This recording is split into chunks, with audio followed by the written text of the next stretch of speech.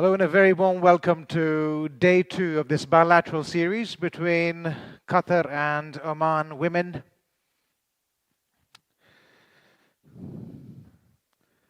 Qatar early on, winning the toss and deciding to bowl first. It was a riveting encounter between these two sides yesterday. 5 already on the board for Oman, and that last ball signaled as a no ball, and this free hit coming up. Some action already in this game. Backing away. He's probably just got distracted by something in the background. It's an interesting decision. This is a day game, remember. And second of the back-to-back games between these two sides. She had the license to go. She's gone straight down the ground. A couple of bounces into the fence. Making her intentions quite clear, Gunaseka, the player of the match from yesterday, starting off from exactly where she left yesterday. Oman then off to a rollicking start.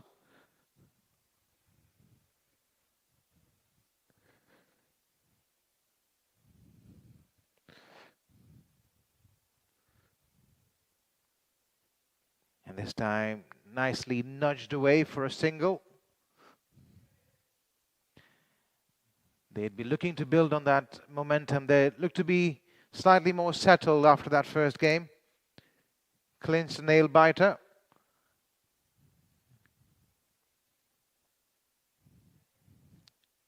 And they walk into this game with their noses in front. A bit of a psychological advantage as well after winning that first game.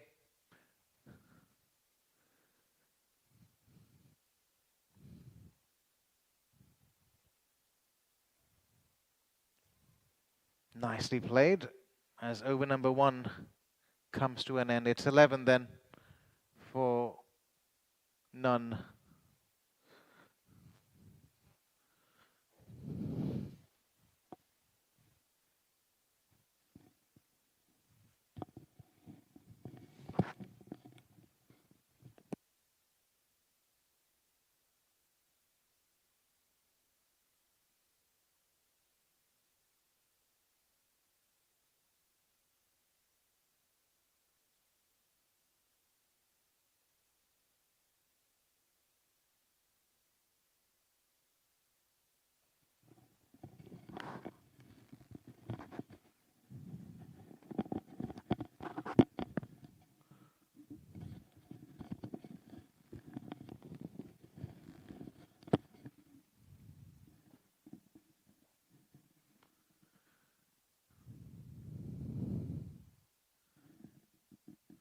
Right, over number 2 then, Maria Jacobs to bowl it for Qatar.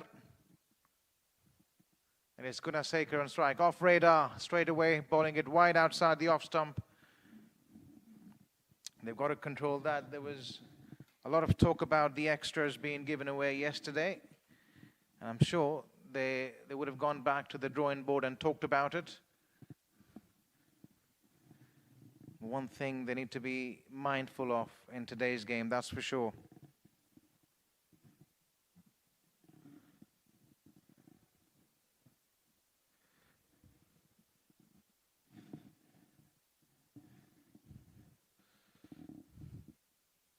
That's better. Close to that wide line. But a legitimate ball. Gunaseka, they've got to try and pick up her wicket as early as possible. She's a dangerous customer. Wouldn't blaze away and play aggressively necessarily. As we were talking to her during the presentation ceremony as well yesterday, seems to have a role defined to her. And she's quite happy to abide by it. Just play it along. Get those 1s and 2s going. And build the innings, anchor the innings. That's what she is known for.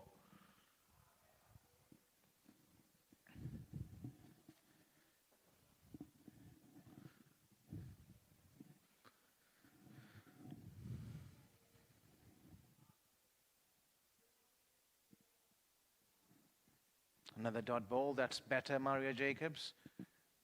Building a bit of pressure with dot balls. 3 in a row. She seems to have an excellent temperament, does Gunasekar, as we saw yesterday. Wasn't really perturbed by what was going on in the surroundings. Just carried the innings through. And this time she was forced to drive, and she's driven it rather well. It was uppish for a while, I thought, but still managing to find the gap and getting 2 runs. That's what dot balls do, build pressure. That's why they say those dot balls are as good as gold dust. Just got Gunasekar out of her comfort zone. Got her to do something different.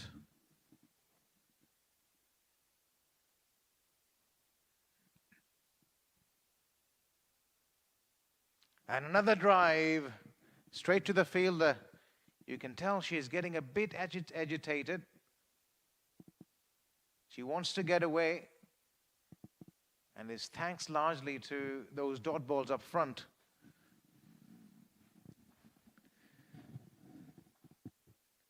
Doesn't really have to do anything much different from what she did yesterday. Seemed to be much more in control of her nerves.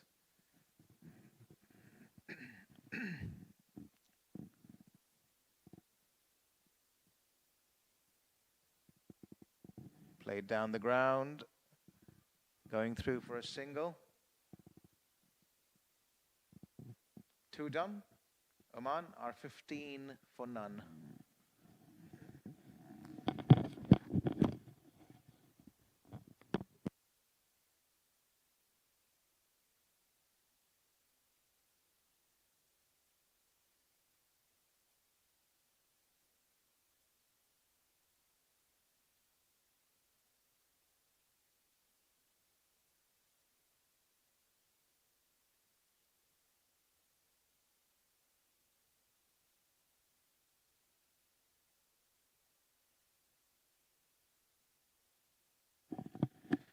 The Qatari skipper then, Aisha, coming in to ball her first over. She had a bit of shape going for her yesterday, bringing the ball back into the right-hander. Let's wait and see if she gets it here today.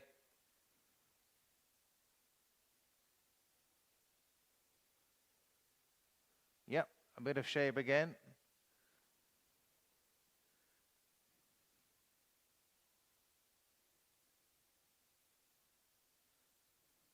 A dot ball to start. A start very similar to yesterday's.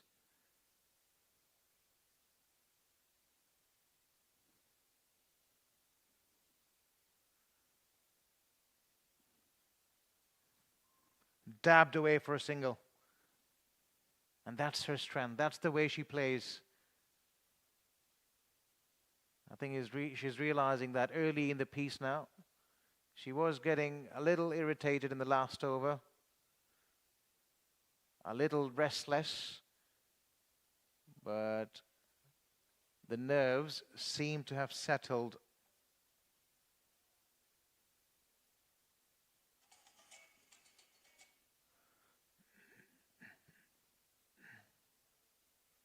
Driven, but she wasn't in control. The ball going down to the third man boundary. They have got protection there. A lot of runs being scored square of the wicket. That was the case yesterday.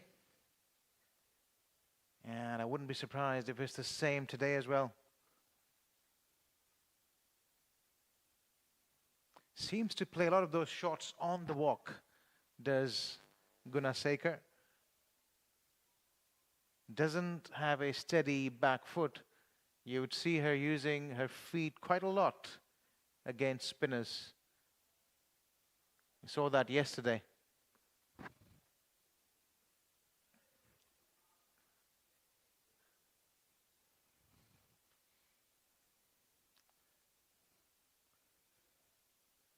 Once again using her feet, a bit of shimmy down the track and getting away for a single. And she's doing that to get to the line of the ball, which is understandable. Not getting bogged down, being proactive. That is the right way to go about it.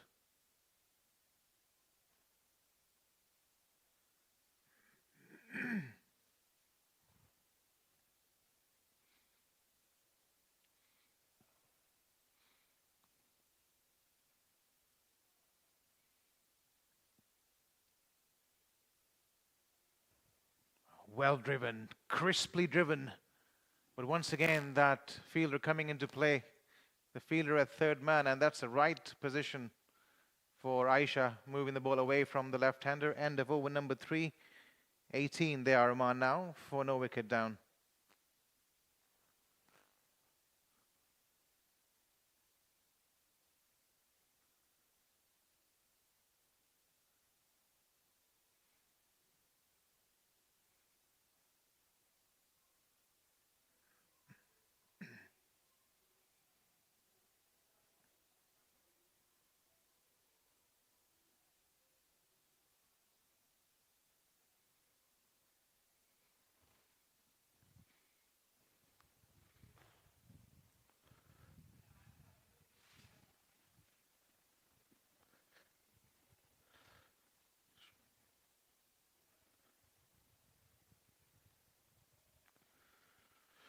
A pretty similar start then for Oman to yesterday's.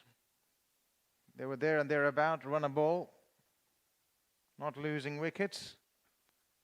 Qatar has been better though on the extras front. They gave away quite a few yesterday. Seem to have done their homework and they seem to be charged up for this contest.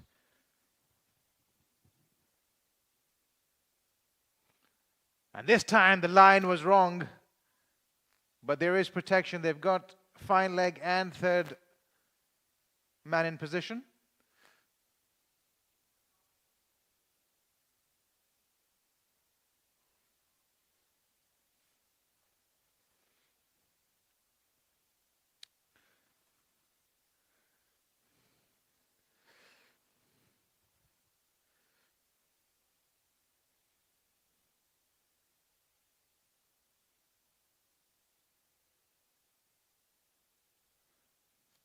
Maria Jacobs into her second over now.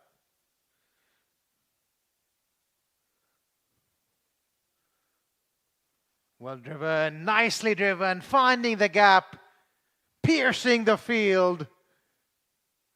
The cover drive, boy oh boy, when it gets going, when somebody gets it right, it's a sight to watch.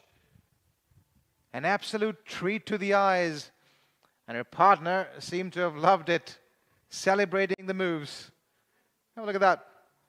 Pure timing, class, precision, surgical precision.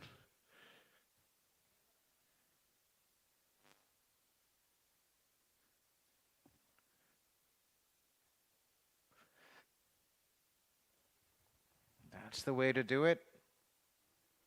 Get a boundary, next ball, get off strike. Keep the scorecard moving. Keep the scorers busy.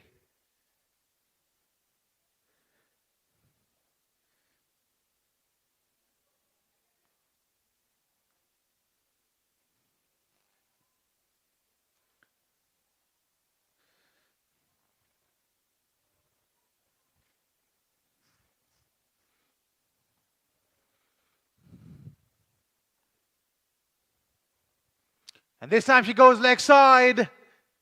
It's going to fall safely. The fielder coming across, keeping it to just a single in the end. Joshi likes to take her chances early on. I like this field placement though from Qatar. Having fielders fine on either side out of the boundary. Lots of runs were leaked in that region yesterday. They certainly seem to have done their homework today.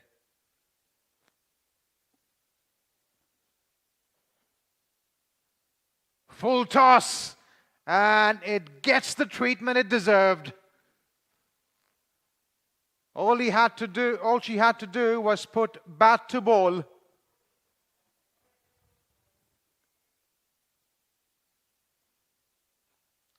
This is her third boundary. Batting at a better strike rate. Yeah, a hit me ball. And thank you very much, says Gunasekar. The pressure's off now. Oman moving on nicely there. 30 now already.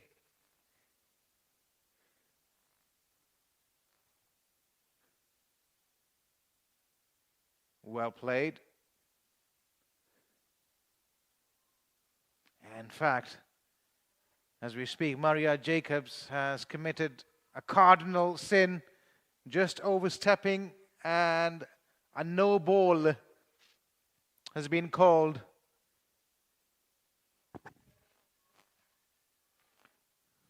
What a time to do it.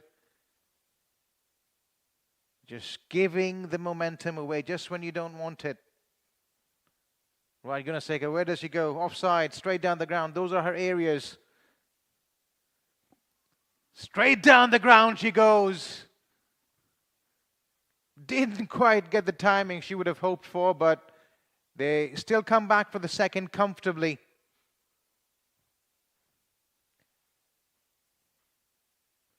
And at the end of over number 4, Oman are on the move. 33 they are for 0. As we look at that run rate, it's quite early in the piece, the power play. A bit of a wiggly line going up and then down and going back up again.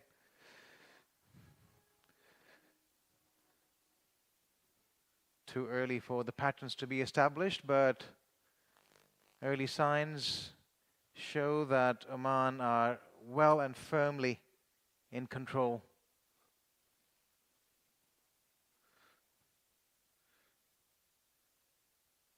That's a wide.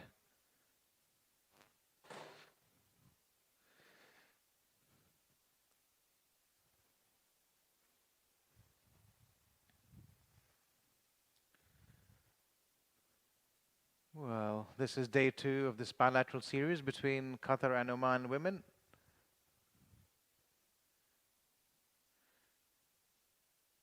And to go with it, we've got more cricket and the close call. We'll just get back to it in a minute. Overthrows as well. Sloppy piece of work. Valiant effort at the boundary, saving it from going to the boundary. What was going on there?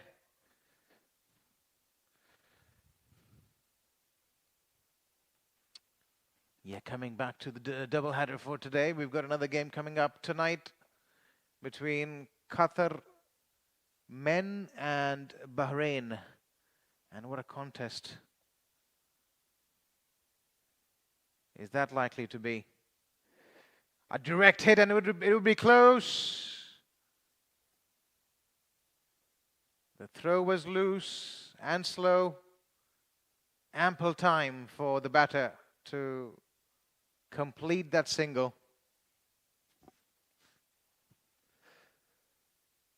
Look at the replay again. A bit of yes and no. There were quite a few of instances of hesitation yesterday. By and large, the running has been better today from Oman.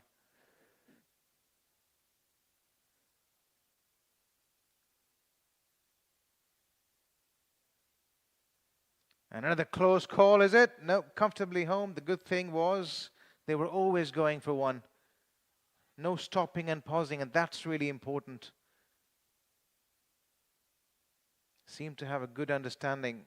Left-right hand combination, always a problem for the bowling team.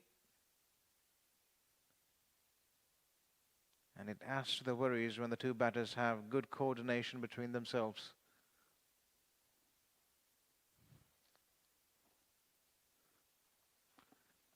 Well, driven once again, but they've got protection.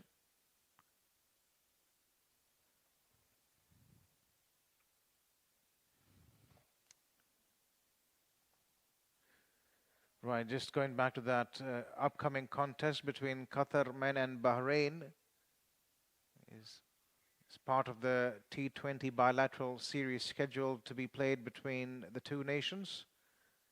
And hats off to Qatar and Qatar Cricket for organizing these series, both for men and women. Cricket for all is the motto of Qatar Cricket.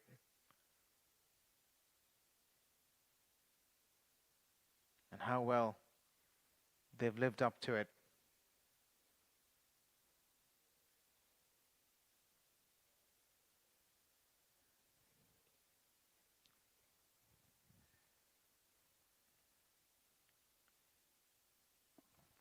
Well, using her feet, we'll get another couple of runs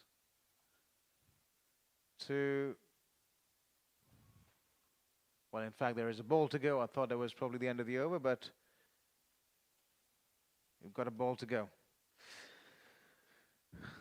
Let's have a look at the replay in a traditional style, in her trademark style. She goes down the track, finds the gap as well. Another couple of runs.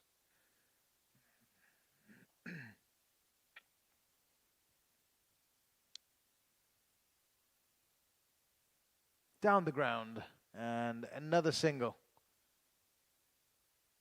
as she moves on to 28 in quick time.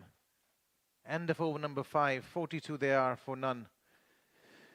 Well, there were a few skyscrapers in the Doha Skyway, and the way Oman have started this innings, there promise to be a few more.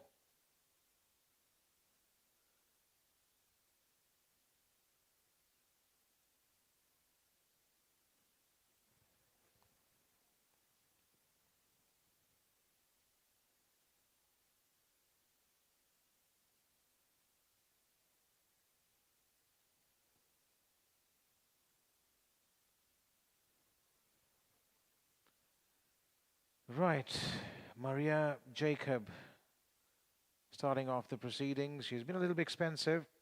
Aisha, the pick of the bowlers, has bowled 2 overs. And they've got the leader of the attack, the spearhead, Khatija, into the attack. Right arm leg spin. Things happen when she comes on to bowl. Picked up a wicket in a first over yesterday and won't be surprised if she can do it again today.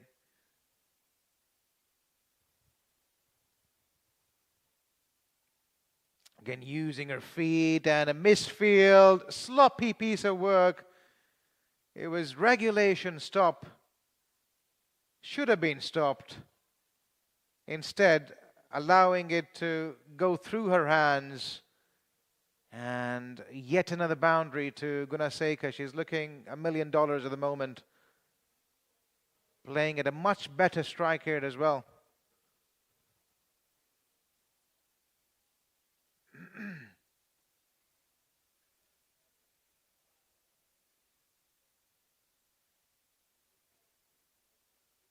Once again down the track. And once again finding the gap. In fact, it was a much better shot than we initially thought.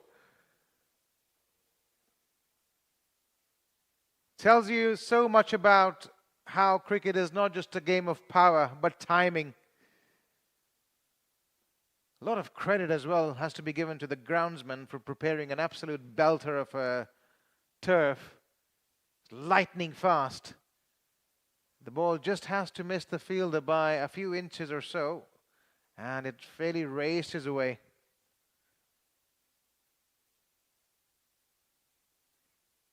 Yeah, that's where the need to bowl at Gunaseka. Push her onto the back foot. She is very, very strong of the front foot.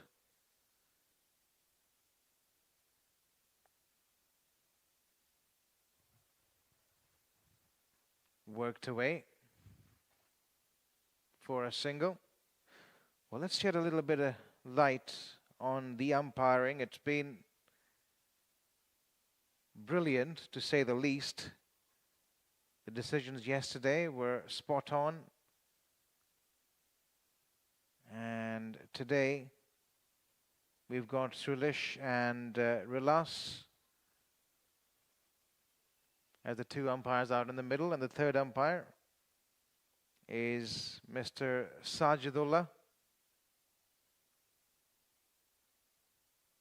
And they really have done an excellent job so far.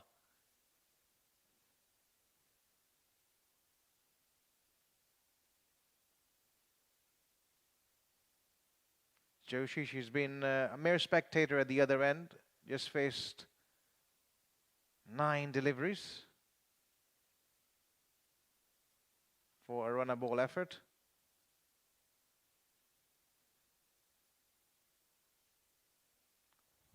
The umpire at the bowling end right now is Srilesh. Hasn't been put under a tremendous amount of pressure so far. And how often do you see that sight with Gunasekar using her feet? If you got a penny for each time she did that, you'd be a millionaire. End of the power play then. Oman off to a rollicking start. 53 they are for none.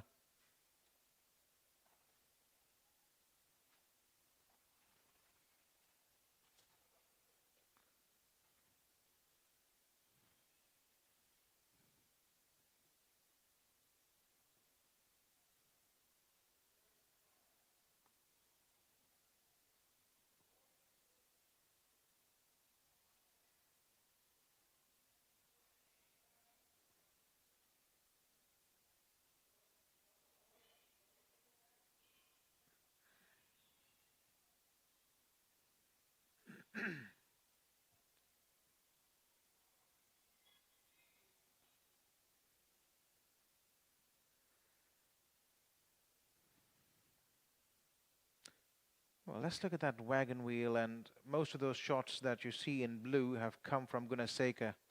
She's the one who prefers playing down the ground and through the offside. As a 50 partnership as well comes up between these two batters. 50 in quick time, just the 6 overs. And ominous signs for Qatar women. They need to pick up a wicket soon.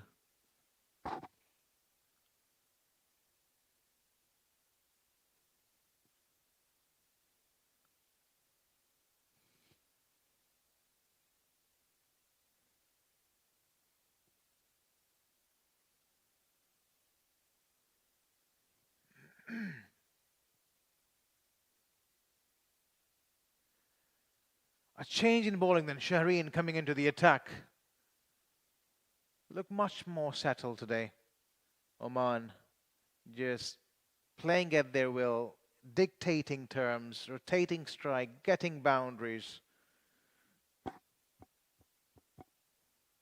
Haven't really seemed to have put a foot wrong.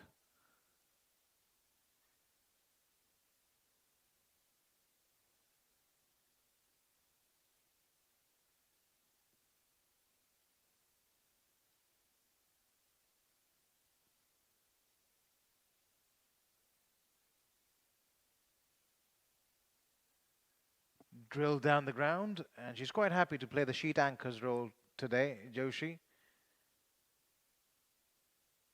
And there's nothing wrong with that, the way things are going.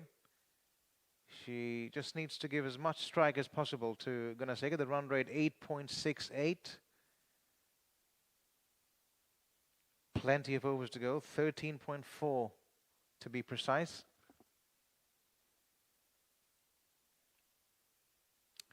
And with Gunasekar, the kind of form she's in, she'll make sure Oman crosses that 150 or even 160 run mark today. Questions for Qatar to answer though. They need to pick up a wicket. Where does that wicket come from? Will be the big question. Oh, talking about wicket then, a huge appeal. That was a close shout. A question was asked. Was it about the height?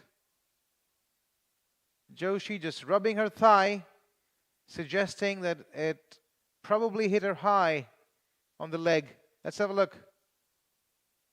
Yeah, a little too high. And the right decision made in the end.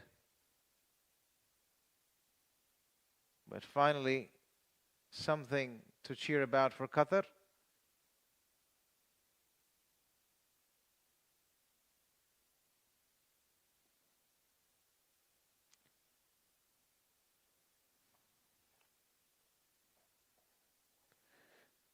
As I look at the field placement right now, we'll get back to it after this over.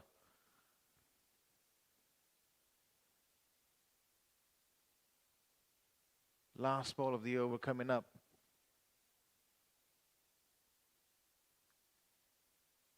Just looking at that deep extra cover fielder.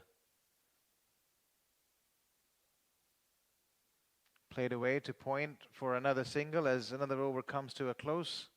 7 done. Oman are 58 for none.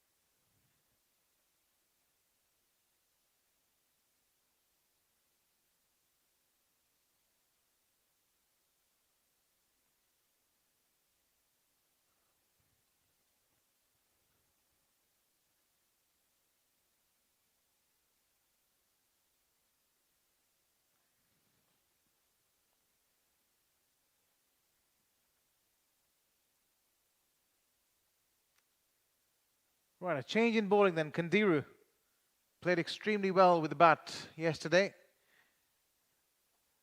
And our captain today needs her to pick up a wicket.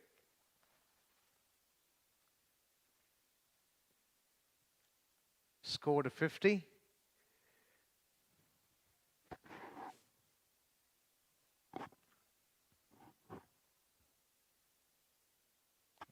It's a day game, remember. The temperature, the mercury levels are slightly on the higher side.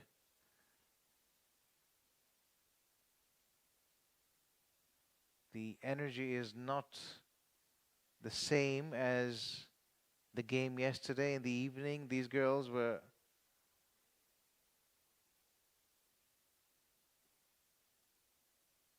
I'll get back to it after this ball. Yeah, these girls were really cheering each other on and making a lot of noise out there. Hasn't been the case apart from the first few overs.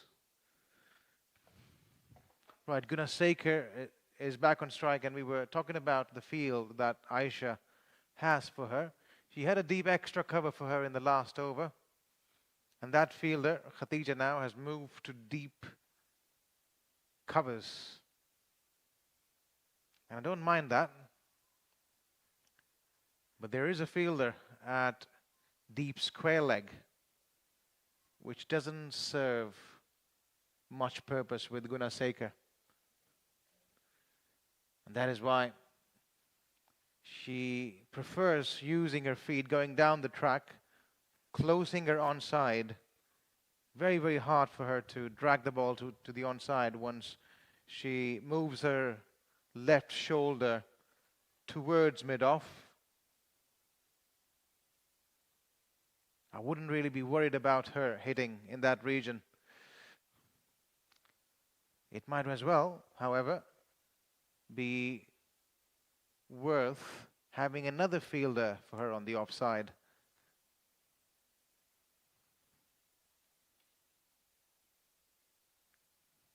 Is doing something out of the box, because at the moment she's running away with the show, waiting for bad balls and hitting boundaries. There you go, yet again another single.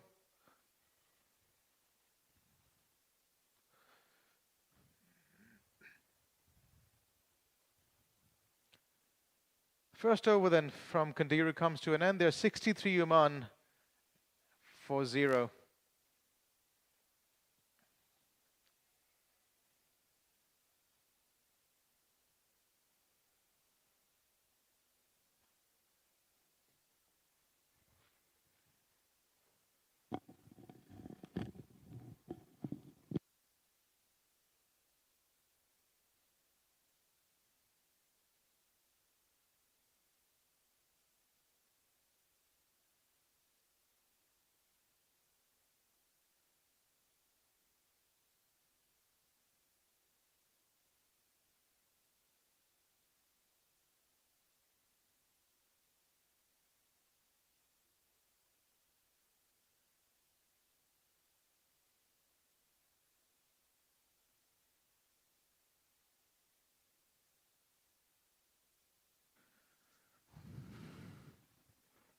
Shaheen then into her second over.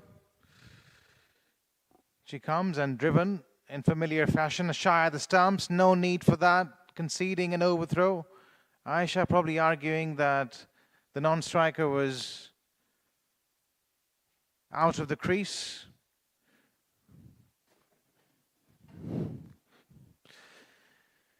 It's been one-way traffic so far for Oman.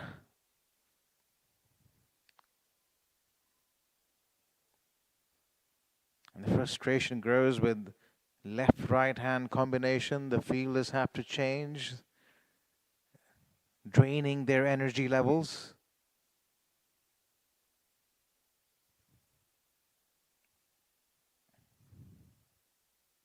I wonder what kind of a total they'd be hoping to get on the surface. There's not much movement in it. A lot of credit needs to be given to Mr. Shakil, the pitch curator, for preparing an absolute belter of a track for a T20 game.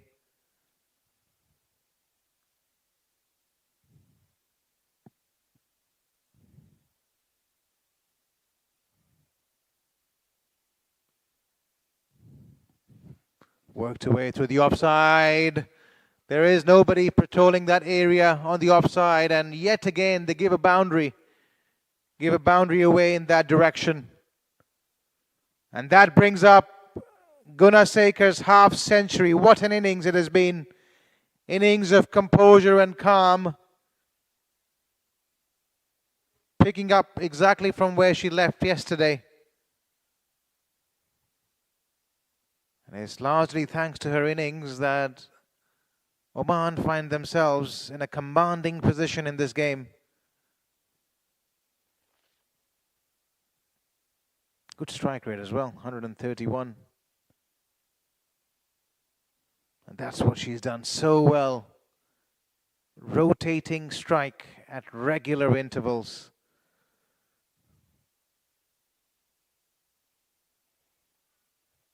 And tiring out the fielders too. They seem to be a little bit lethargic today. It's the second back-to-back game for them as we see them running around, moving from one side to the other as the batters switch, right and left hand combination, making it difficult for them. And Joshi, she has been a mere spectator at the other end, but whenever she's got her opportunity, she's made sure to rotate strike. That's her job. It's okay if she keeps doing it. And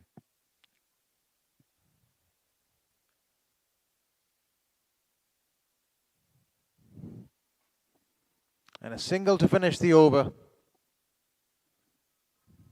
At the end of over number 9, Oman. Well, what has happened there? For a moment I thought it was just a single, but it seems the ball rolled over the boundary for a 4.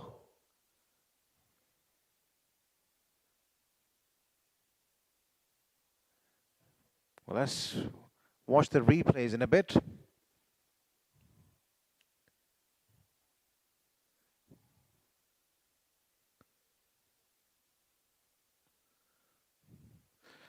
Well, the match summary so far, Oman motoring along on the back of a half century from Gunasekar.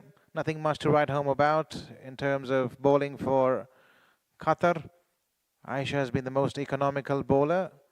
Amna and Khadija giving 11 runs each, and Kandiru just the one over for 5 runs.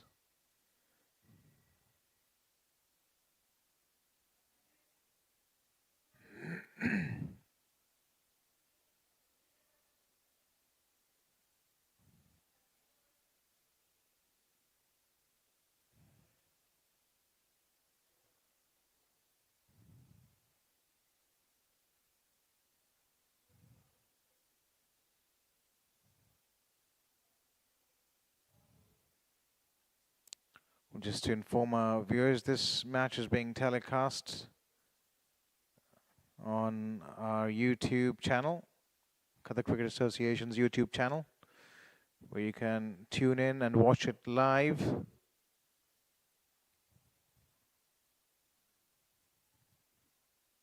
As we see, we've got plenty of viewers joining us and witnessing this riveting encounter between Qatar and Oman. We had an absolute nail-biter yesterday, and this one promises to be another cliffhanger. There was a shy at the stumps and allowing the batter to complete the second run. Up in the air, an opportunity. No. Didn't quite get to it, Kandiru.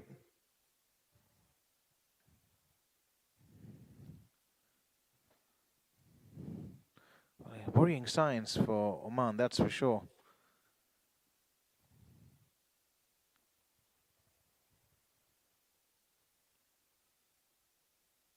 Oh, a bit wide outside the off stump. There's a half-hearted appeal. Seemed to have hurt her wrist. She was hit by a ball yesterday. And I wonder whether a muscle movement while playing that shot triggered the pain again.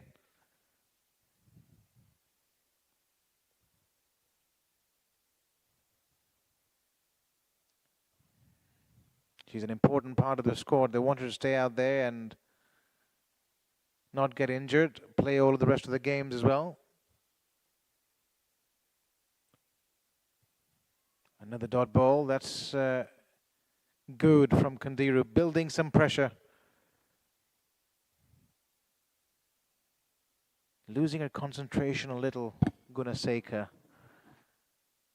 And this is probably the right time for Oman to pounce out, for Qatar rather, to pounce on to an opportunity.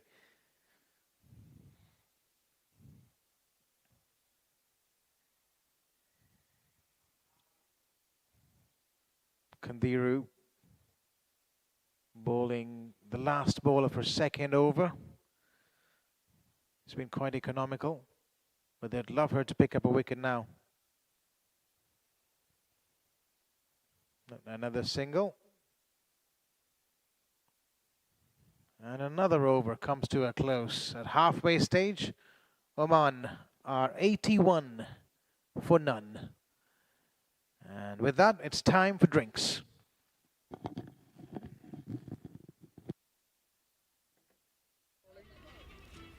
Hello and welcome to day 2 of this bilateral series between Qatar and Oman women.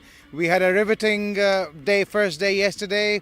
It was a nail-biting contest. In the end, there was really nothing to choose between the two sides, but Oman in the end held their nerves and came out on top. We're here for day 2 and we're all in readiness for the toss.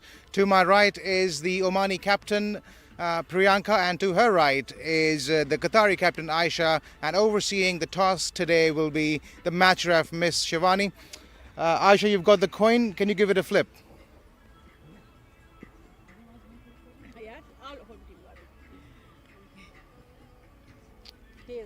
Tails is the call. And this is head. But it's come down as head. Qatar has won the toss. Aisha, you won the toss. What have you decided to do and why? We decided to bowl first, and we know that yesterday what we have done, we have to work on that today and restrict them to run a ball, and hopefully our batters, we are capable enough and confidence to chase them. You talked about the changes that you would like to make. What kind of changes would you like to make for today's game? We have one change. Trupti is resting today, and Pavitra is coming in. And any changes in tactics? Not much. Keep it simple and smash the loose balls. Yeah. All right, all the best, Saisha. Thank you, sir. Hard luck with the toss, Priyanka, but you had an excellent outing yesterday. Would you like to build on that today? Yeah, we want to continue the same kind of progress. We want to continue the same kind of spirit with our girls. And again, we're just looking forward to play more matches. Does morning game change anything? And we're using a different pitch for today's game as well. Does that make a difference? See, ideally, it's all about the mindset. So, pitches, yes, of course, there is that 10-20% of here and there, but that's not the main goal that we look at. All right, all the very best. Thank you so much. Well, there you have it, ladies and gentlemen. Qatar winning the toss, and they've decided to bowl first.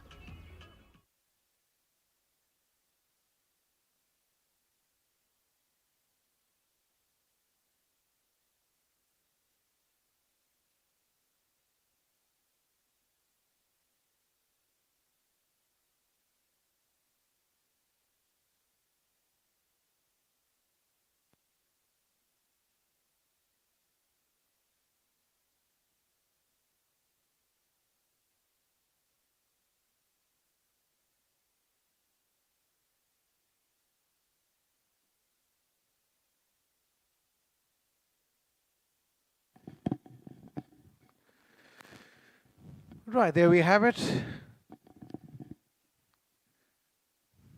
You were watching the toss that was conducted early on. It was a bit of a surprise, raised a few eyebrows when Qatar decided to bowl first. Looks an excellent surface to bat on. And the conditions are pretty hot at the moment.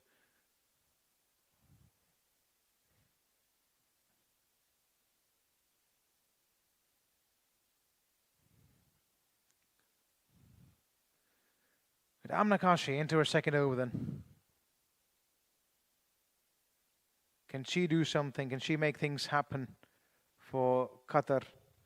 Desperately in need of their first wicket.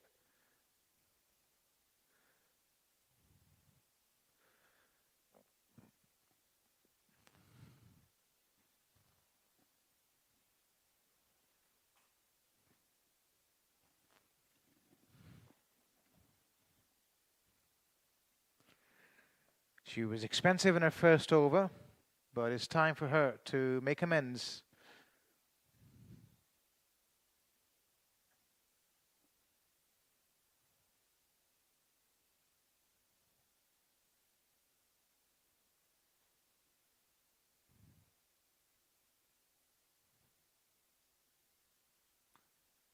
Seems to be a bit of a delay in something.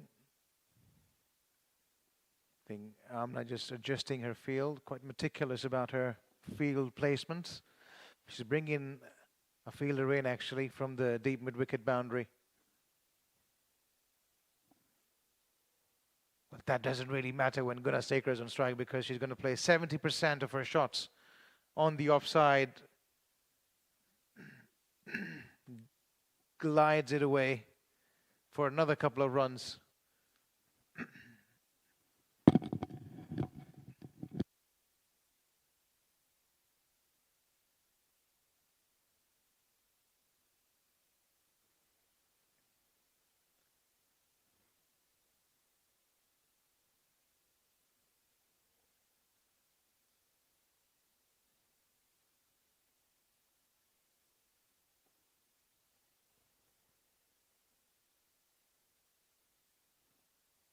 One of very few shots that she's played through the leg side today. Gets her a couple of runs though. They're cruising along now, our Oman. 86 already on the board. And we are just over the halfway mark, 10.3 overs bowled. The run rate climbing up to 8.19. Well and truly in control.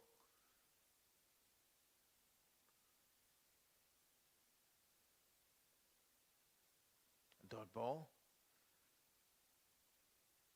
Is It's a bit surprising to see that deep extra cover fielder is no longer in place with Gunasekar on strike.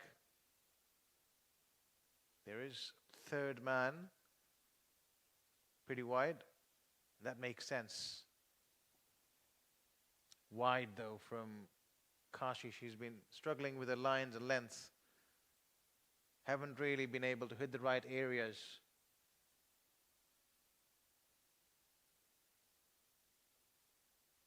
It might be worth for Aisha to think about bowling an over herself at this stage. Looks to be the pick of the bowlers. Gunasekar hits that ball right where it came from, down the ground. Will settle for a single. And I think because that was because Joshi felt a little tired after that run. There were two on the cards.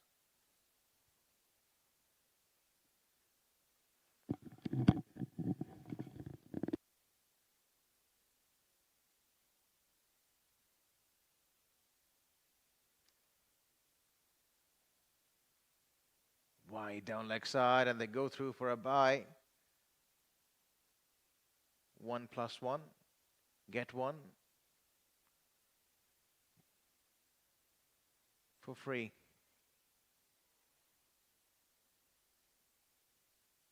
It was that buy one get one free offer by Qatar.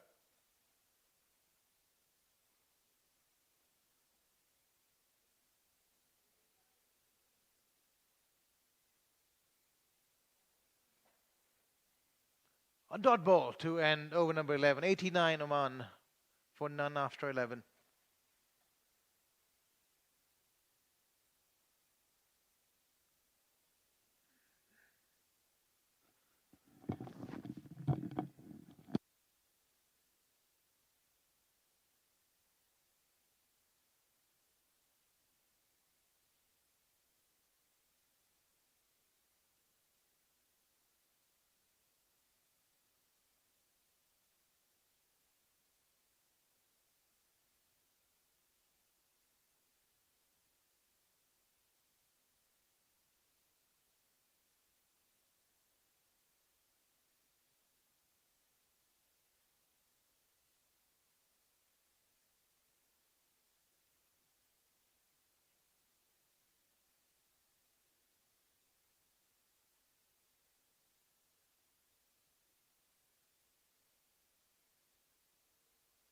Right, over number 12 in progress. Qatar winning the toss, electing to bowl first. That decision hasn't really been justified, as the predicted total is showing to be around 180 with 9 overs remaining. Gunasekar is a dangerous batter, the player of the match from yesterday's contest. Has gone a step further with her strike rate in this contest, that's for sure. It was a runner ball effort from her yesterday. Today, she's gone over strike rate of 125.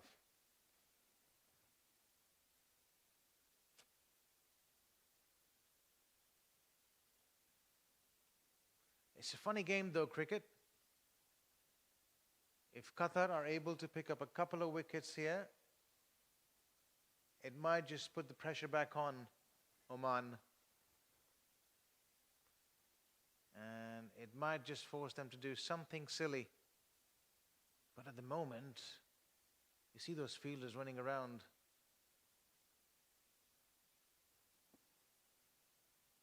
In a little bit of confusion as well.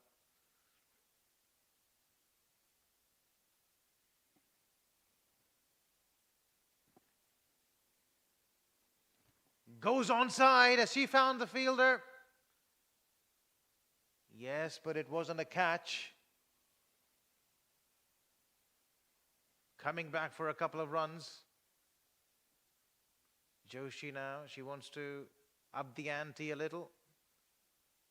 Put that foot on the accelerator. She's been quite subdued so far.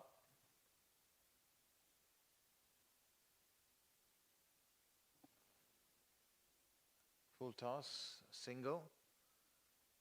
I think at this stage now, they've got all the 10 wickets in the tank and a license to thrill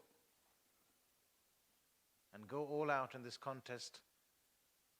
Don't worry about the wickets. Go for those big strokes. Because they really should want to seize the initiative from here onwards. Oh, an appeal for stumping, and tell you what, that brings up the first wicket. Khadija is the same bowler again. She picked up the first wicket for Qatar yesterday, and she does it here again today. Gali leg spin, beating her in pace. The ball spinning away just at the last moment. And a sharp piece of work by the keeper to take the bails off just in the nick of time. A timely wicket then for Qatar. 95 for Oman for the loss of 1.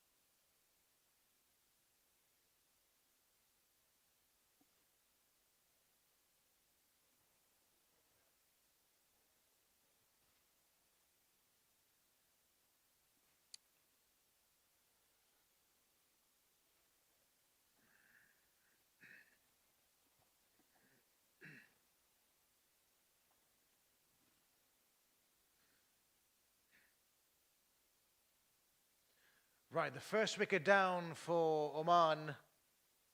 They've lost their stalwart, Gunaseka, for 62 runs. And an opportunity for Qatar to claw back into this contest.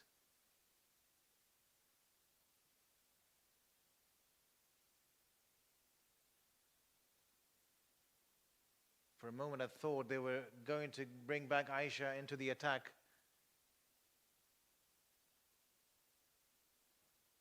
But they persisted with Amna as she starts off with 2 wides. It is an opening, something that the captain might want to identify, seize the initiative. Might as well been an idea to bring her best option into the attack. You never know though. Sometimes it's about the phases of the game. They've just picked up a wicket. That would have shifted the momentum a little bit. The fielders are coming in, which is a good move. They're trying to stop the single with a new batter, and tell you what, forget about the single, they've picked up another one. 1 brings 2, and it's so true. Amna Kashi with a couple of wide balls, getting one full and straight. And Qatar have picked up 2 in a row. 98 are Oman for the loss of 2.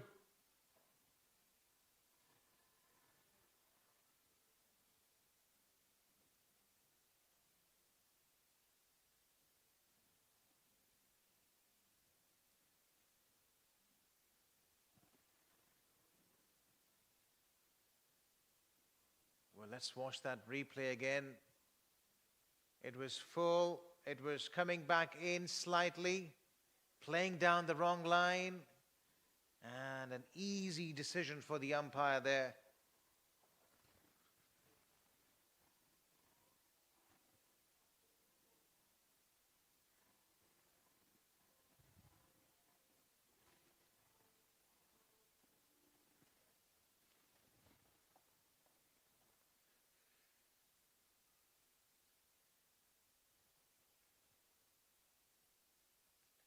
Right, a double break now for Qatar. And they've certainly picked up momentum, and there's a bit more noise in the field now.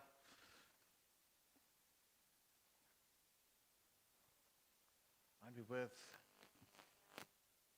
taking a look at the field they've got for the new batter.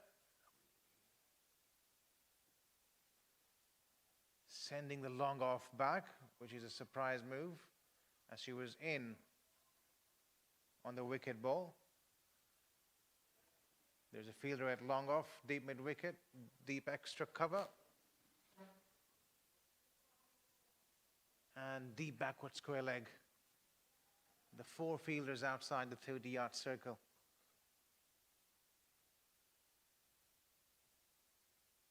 She's bowled out. She's gone right through Javed's defenses there. 1, 2, 3. What's happening to Oman? They're falling like a pack of cards. Amna Kashi. What an over this has been. Let's check out the replay again. The ball swinging in, trying to cut it. The line wasn't there. And Qatar pick up another wicket. She's standing on that leg stump, so she might have felt that the ball is a bit wide, but it was much closer to the stumps and kept a little bit low, but the shot selection can be questioned big time.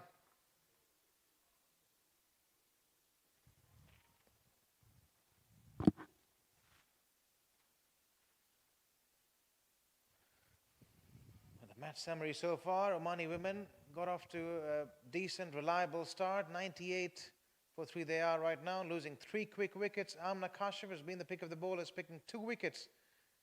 But it was Khadija once again providing them that first breakthrough. So often is the case with her. Right. Qatar have gone bang bang with those 2 wickets in this over. With the captain of Oman coming out to the crease. Mendonka, she's got a calm head on her shoulders.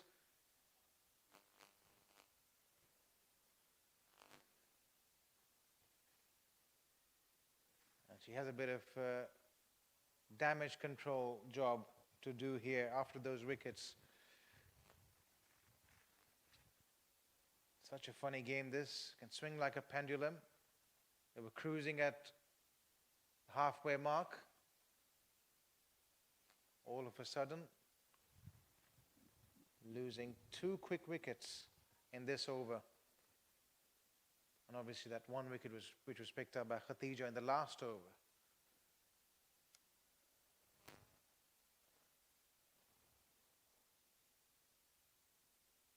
A bit of swing away, leaving the batter at the last moment. Excellent over. Wasn't an excellent start, but finishing it off in style. 1 shy of 100. Oman are 99 for 3 at the end of 13.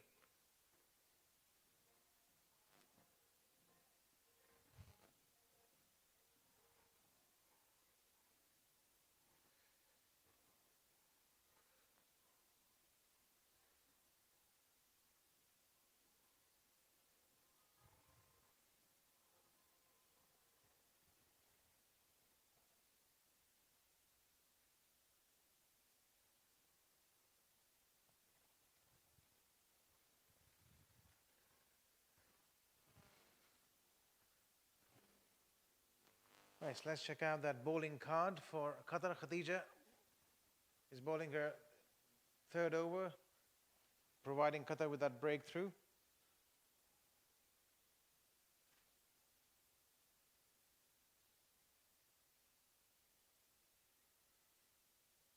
Played away, dabbed away for a single. This is a period of play that Qatar needs to capitalize on. They were waiting and waiting and finally picking up a few wickets in succession. And now it's their time to dictate terms. We saw the run scoring wasn't easy at the back end of the innings, largely because the Oman players relied heavily on timing. It was thanks to a lot of extras being bowled at the back end of the innings by Qatar that Oman was able to get to 150. They've been far better on that front today. And with 42 balls to go, there is a likelihood that they might be able to restrict Oman to a total of under 150. And if that happens, Qatar with Aisha and Kandiru have the firepower to chase it down.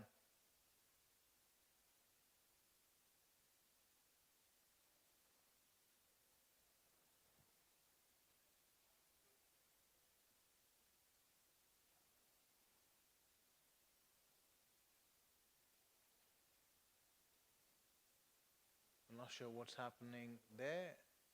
He probably needs help with strapping the pads. This game has been played in great spirit so far. Both sides holding each other in high regard. Great camaraderie between the two sides.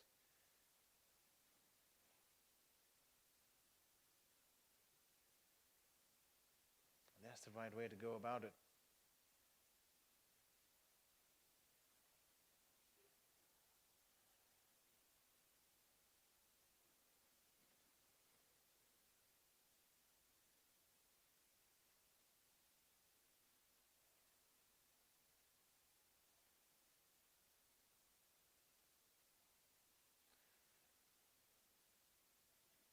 Right, the play is good to resume.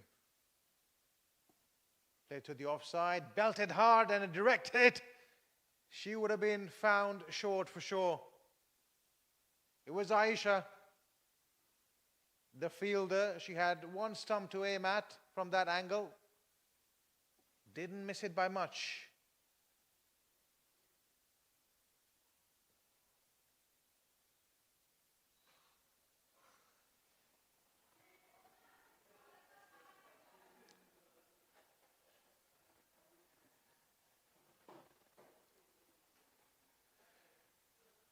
Comes again, and Joshi has played it down to the fine leg area. She'd be looking to come back for the second. In fact, more than that. Comes back for the third quite comfortably.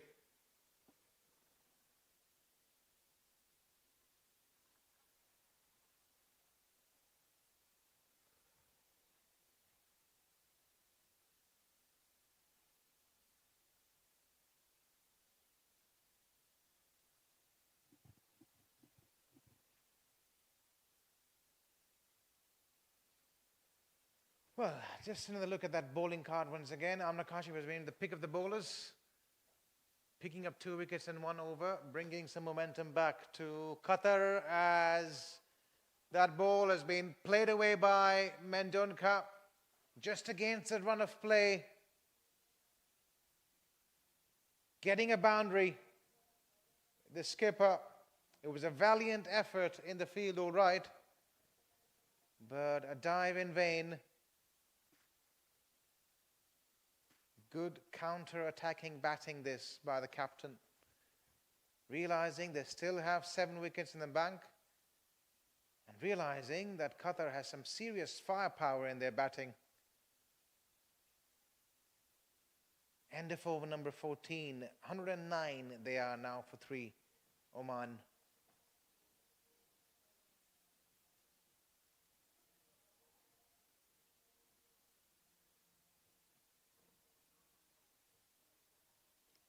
that replay. It was a play and a miss.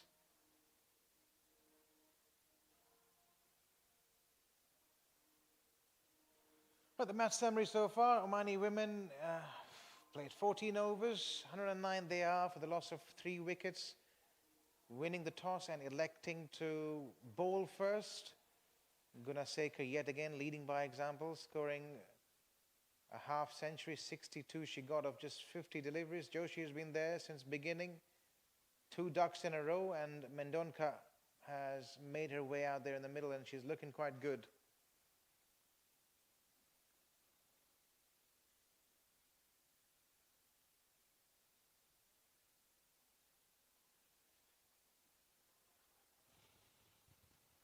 Rana comes back into the attack and questions being asked.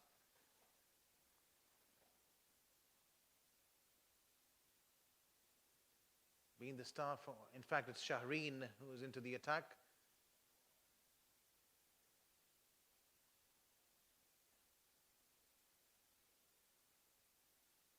A bit of a surprise move, perhaps. Amna picking up 2 wickets in the last over.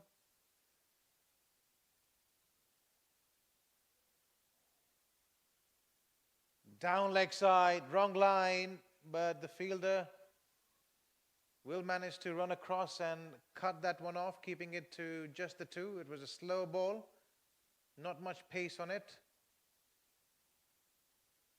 Neither from the bowler nor from the batter.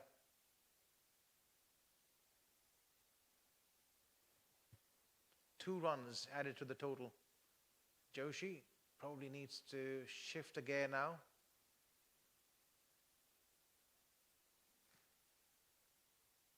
Pulled away, protection once again at the boundary.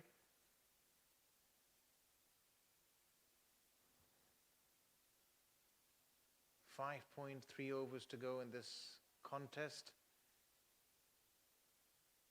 Oman would be hoping for a couple of big overs here to get them to a total of over 150. It was a close contest, remember, yesterday. Qatar has been better with the extras in this game so far. Far fewer extras than yesterday. And far fewer full tosses too. And that's a good sign.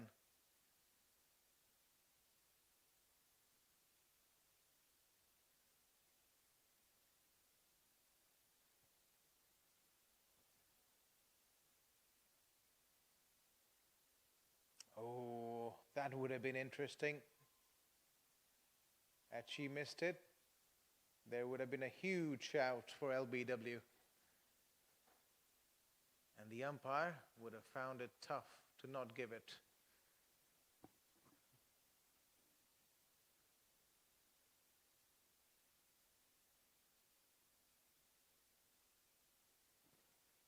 Full toss. Straight to the fielder though. Just a single.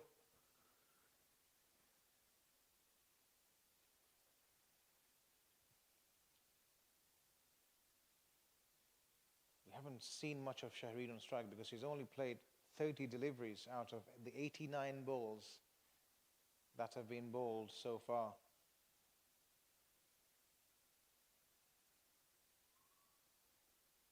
That's been the name of the game for her, working it away, pushing it for another single. End of over number 15. 114 are Oman at the end of 15.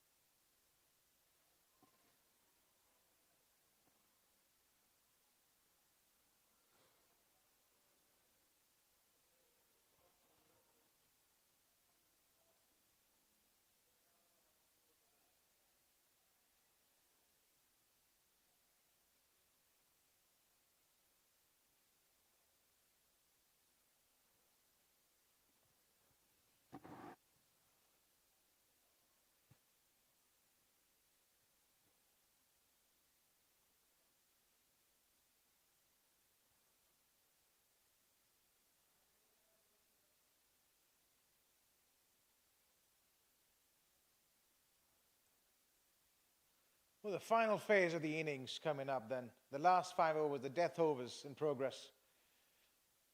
It's Kandiru to start the 16, and a bit of turn, encouraging signs for spinners. The Omani spinners in particular would be looking at that and saying, wow, a bit of spin has started to surface. Maybe a bit of wear and tear on the pitch, and another dot ball. She's bowling at a good trajectory and pace, is Kandiru. Getting that ball to turn. And what a start to the 16th over, a couple of dot balls. Dot balls as good as gold dust at this stage. Usually in T20 cricket, every ball is an event. Something's got to give now. Where will she go? Leg side. Yes, she tries leg side, but didn't quite get any connection on it. The ball coming off the pads, leg by, signaled by the umpire.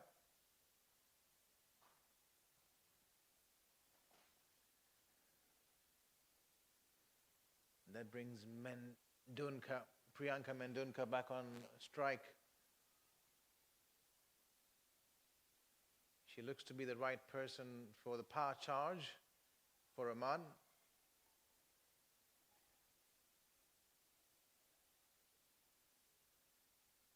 Certainly find themselves sliding down a little bit with this innings. At one stage, they were sitting handsomely at around the halfway mark, 10 overs mark, going at a run rate of over 8 and over. It's come down to 7.42. With 4.2 overs left, 26 balls to go.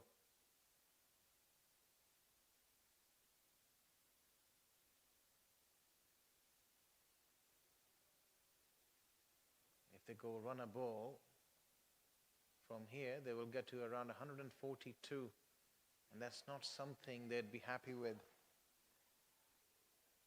I'm sure they're quite mindful of Qatar's batting. They've got Kandiru and Aisha, who are quite capable of clearing the fence. We haven't seen any sixes in Oman's innings.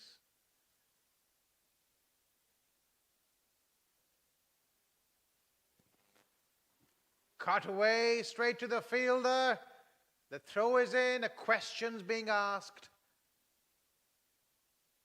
But it all ends safely in the end for Oman as over number 16 comes to a close. 118 they are for the loss of 3.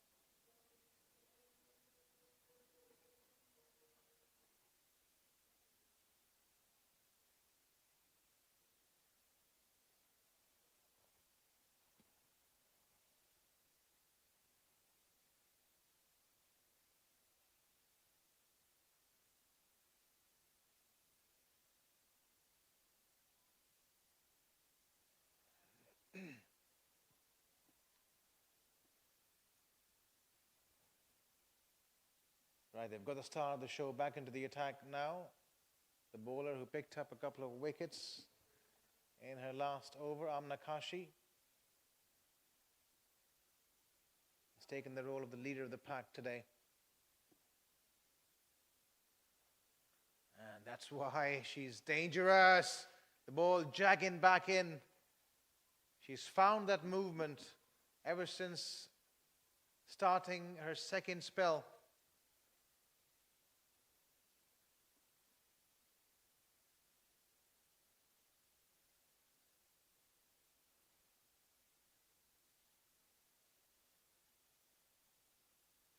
Played down the leg side. She's found the gap, but there is protection at the boundary. Deep backward square leg coming into play, keeping it down to just a single. That's not a bad result for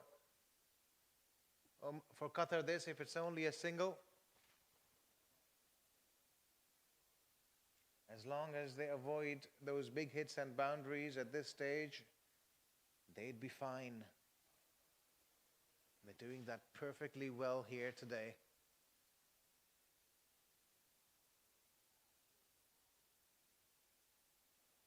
Cut away, she's found the gap. There is nobody patrolling that area at the third man region. The fielder giving it a chase and pulling it back in just in the nick of time.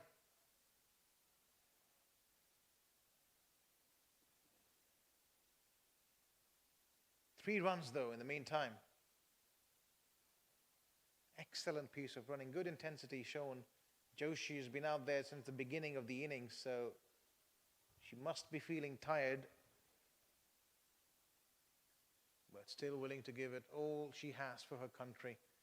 That's the way to go.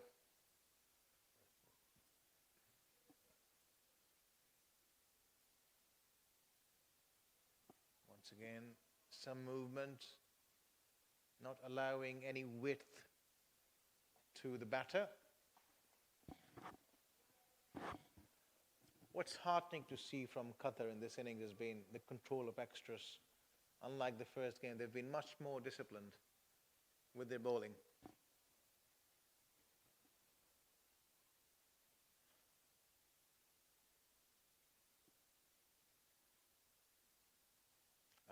Just as we speak, Nakashi losing her radar. Bowling that ball wide outside the off stump.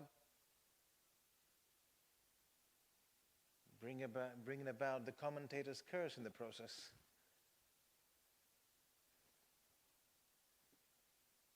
Beautifully played. What a good cut shot that was. It'll only be a single because it was hit really well. In fact, the comeback for the second, it was a late decision from them to go, but realizing in the end that the throw wasn't really going to come in fast. Doesn't really have a strong arm.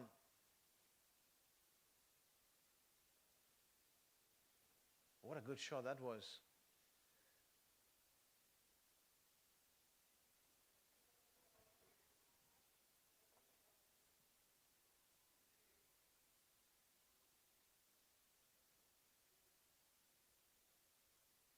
Last ball of the 17th over then coming up. And there's an opportunity. The ball wobbling off her hands. 1-2, and then it sticks. What a timely wicket. Nakashi picking up another one on the final ball of her spell. And the fielder there, she would have had her heart in her mouth. It was that movement actually that did the trick, forcing the batter to play further away from her body, losing control. And well held, it has to be said in the end.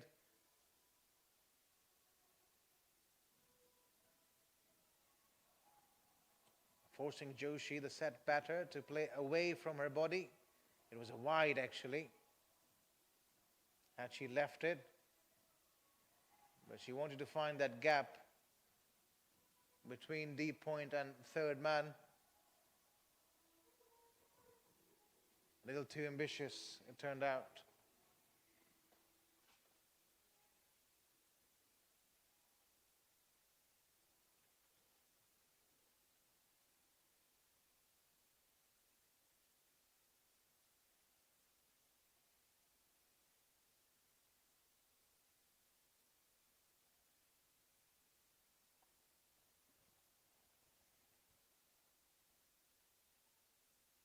I think we finally have our wish. Aisha coming back into the attack. I think she's going to be bowling over number 18th and 20th. We'll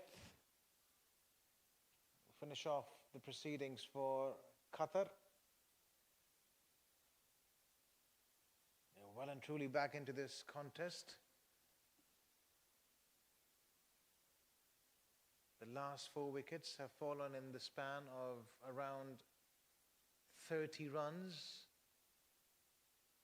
And they've managed to keep the scoring rate down as well.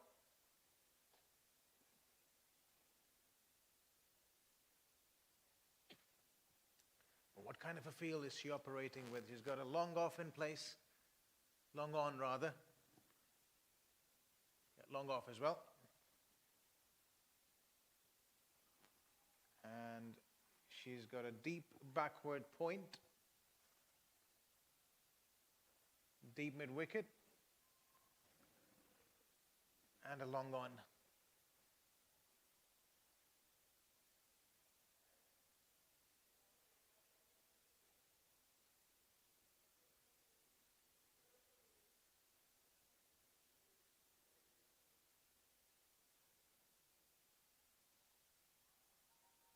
Questions been asked. It was rather ambitious.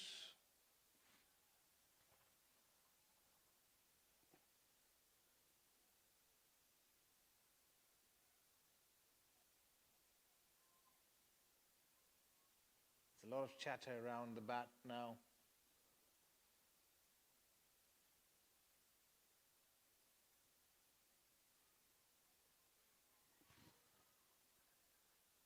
Played away for just a single. Singles won't hurt.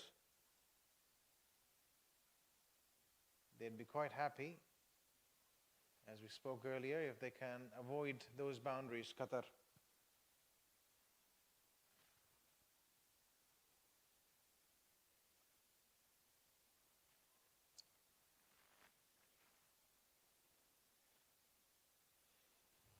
New batter Hina. She's known for her power hitting. We saw that yesterday. Showed glimpses of what she's capable of doing. Didn't really stay out there for a long time, but this is the right opportunity for her to go out there and express herself. A couple of big hits at this stage would do their cause a world of good.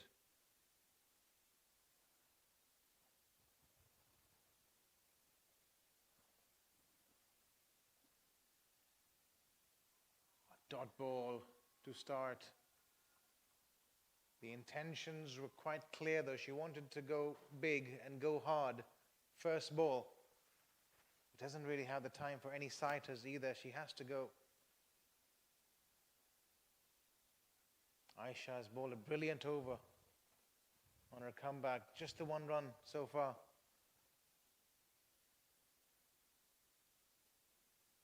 And another dot ball. 4 dot balls in this innings, in this over so far, rather. And just the one run coming off it. Oman feeling the heat, feeling the pressure. This is where they got away yesterday.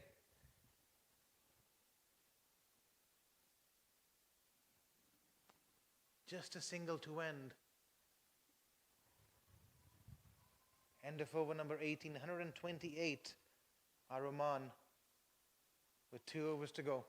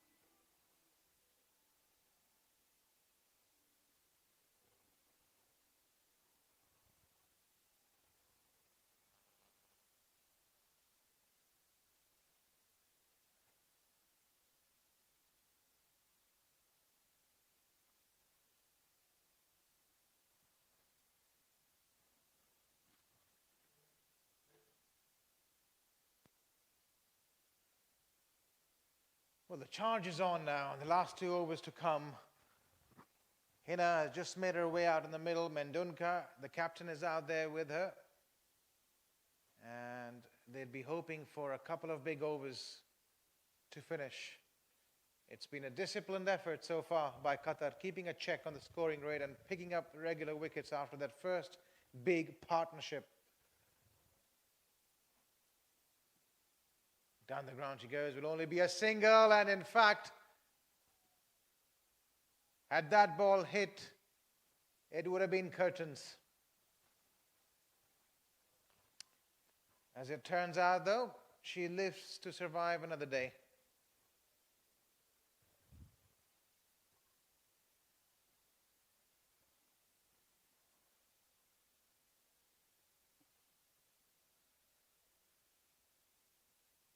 Shaheen Khan has been decent so far. Nothing in the wickets column, but quite economical in her 3.1 overs. The captain would be saying to her, let's keep it that way. Good bowling just inside that wide line. Mendunka was probably hoping for a wide.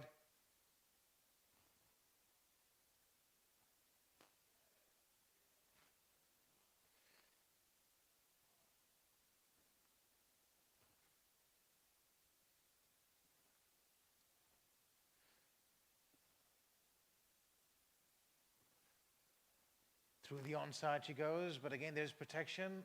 They're coming back for the second, taking the arm on. It's not strong enough, and it's not accurate enough, so they'll come back comfortably for the second.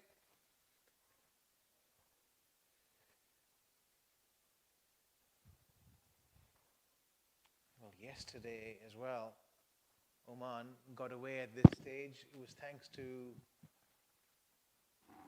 extras given by Qatar, a big over at this stage, the 19th over, I remember, was over 11 runs, and it was mainly down to extras.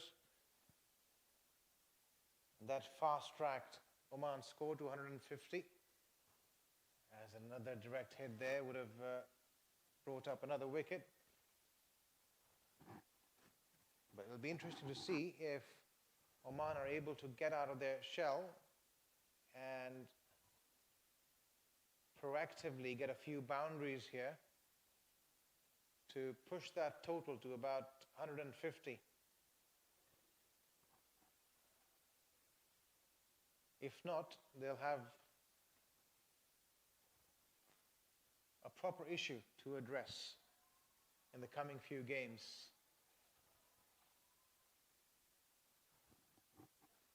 And if Qatar continues to maintain the discipline that they have in this game, not bowling extras, not giving freebies away, that's the way to do it. Last ball of the over coming up, only 4 runs off it. Goes over the top, not in control. There's a fielder coming underneath it, and she's made an absolute meal of it. It was a straightforward opportunity, should have been taken. Nonetheless, only a single, still not the worst result for Qatar. End of over number 19, 133 they are for 4. Let's roll the replay. Coming off the outside half of the bat, outside edge, spooning up in the air, and just goes through the hands. It was served on a silver platter.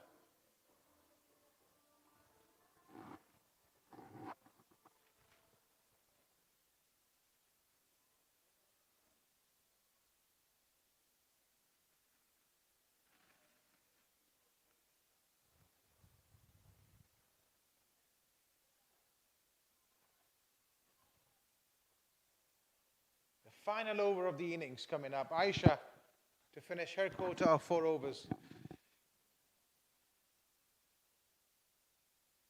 And movement, still some movement for her. Questions being asked, they're asking for stumping.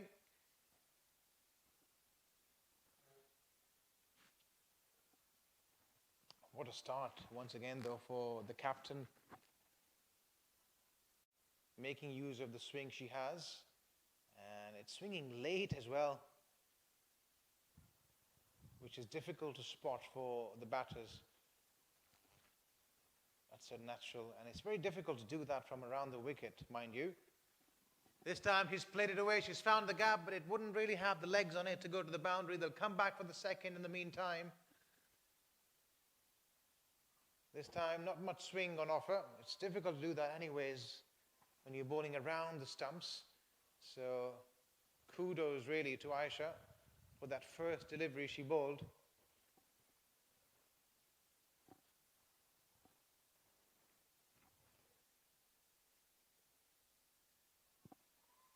She's gone up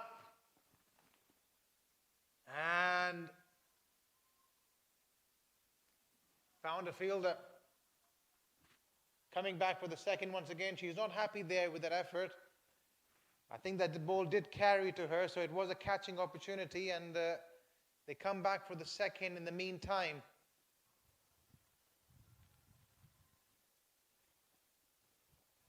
Pushing away, pushing that score to 140 and beyond. Our Oman mistimed. It will only be a single.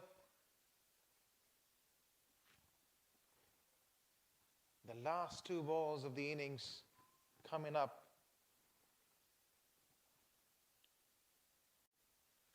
And Qatar might as well feel that they have their noses in front walking out during the break.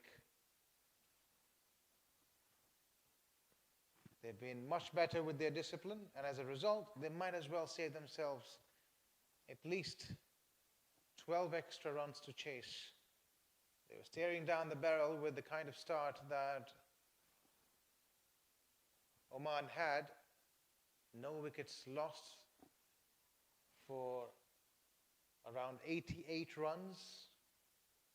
They haven't looked back since picking up that first wicket. Oh, there was a close call, close to that wide line, not given. And it was slightly due to the fact that the batter had moved towards the off stump.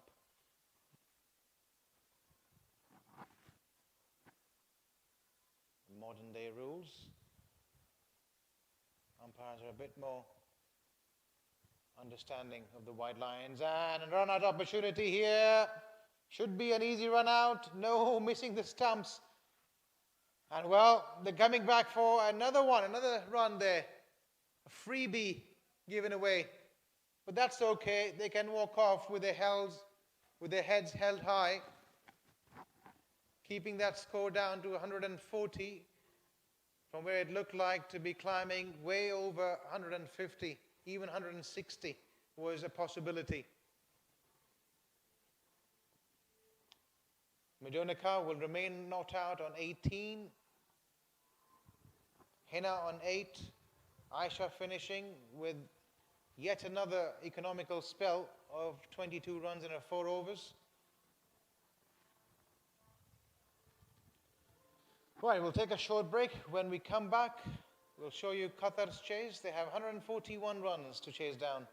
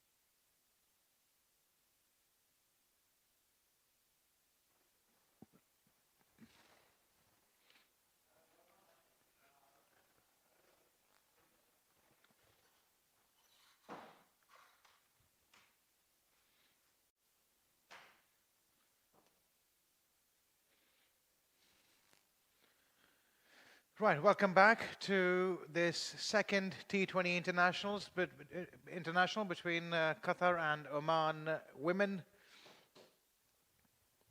Qatar earlier winning the toss, deciding to bowl first, and they would be quite happy, a happier side at the midway interval, restricting Oman to 140,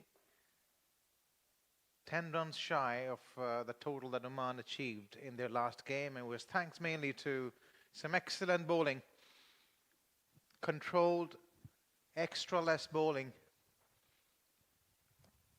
which really helped Qatar to keep Oman in check.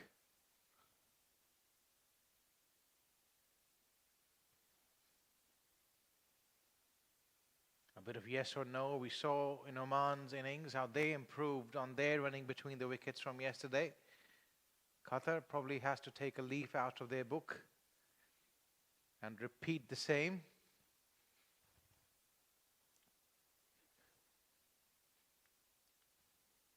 One thing's for sure, if they bat out these 20 overs and they don't get bowled out, they'll have a huge chance of winning this game. And Emmanuel goes downtown. Not enough power on it though. Coming back for the second quite comfortably. Emmanuel and Kandiru, they're two big strikers for Qatar, a strike force to reckon with. Emmanuel had an early exit yesterday, but she'd be looking to make amends here today.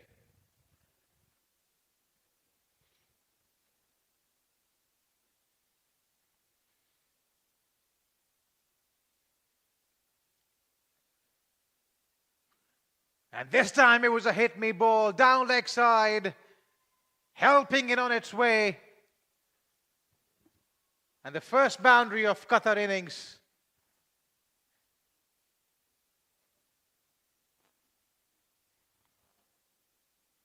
Sliding down, just marginally wrong. And taking full toll was Emmanuel.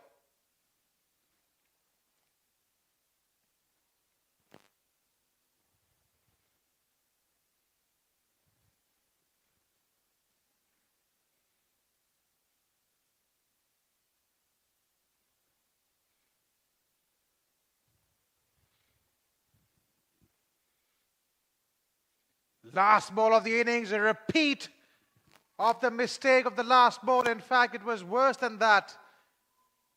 Last ball, it was just the line. This ball, it was the length as well. Going horribly wrong. No ball in a boundary.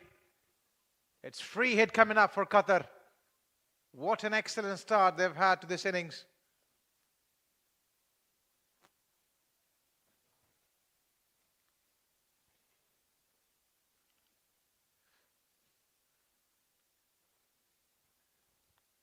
Emmanuel moving on to 8 already of the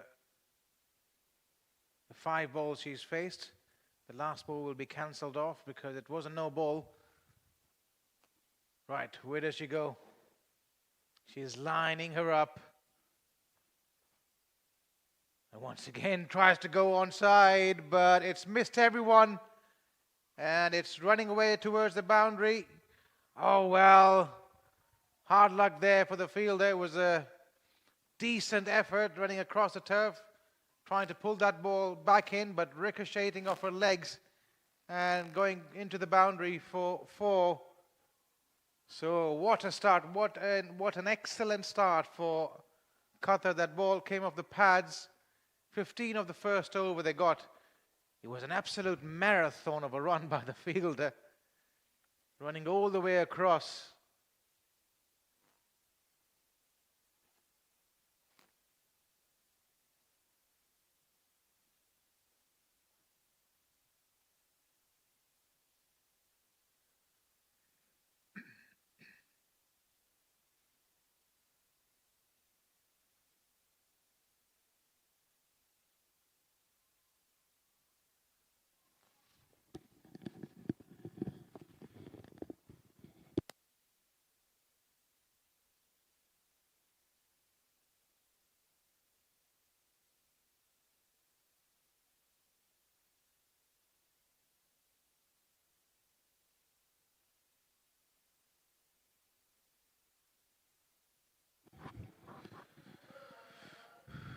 Aftab to start the second over, starts with a slower delivery.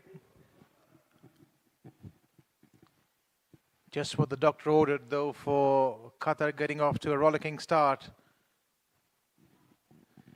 A blazing start. 15 of the first over. That's one difference that I was highlighting early on. Qatar in their batting seemed to have the firepower and ability to hit boundaries.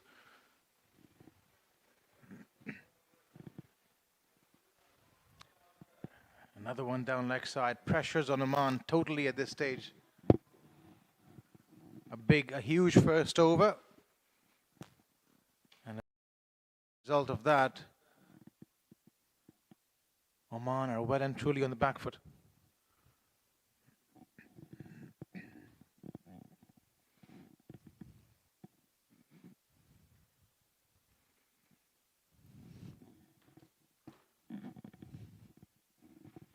The star of the show for Qatar yesterday, Kandiru, is on strike. Wanted to give that a big heave. Couldn't quite find any timing.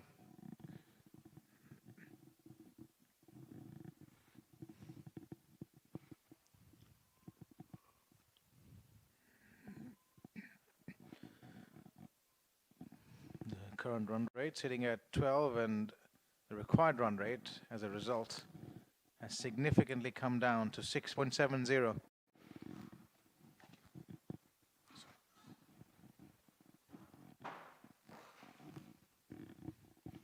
Just have to play percentage cricket, Qatar, to cruise their way into a win. Their first win it would be if they're able to get there. Nothing out of the ordinary is required.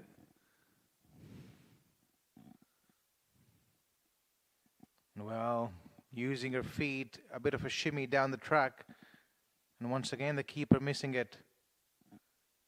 Bye signaled by the umpire.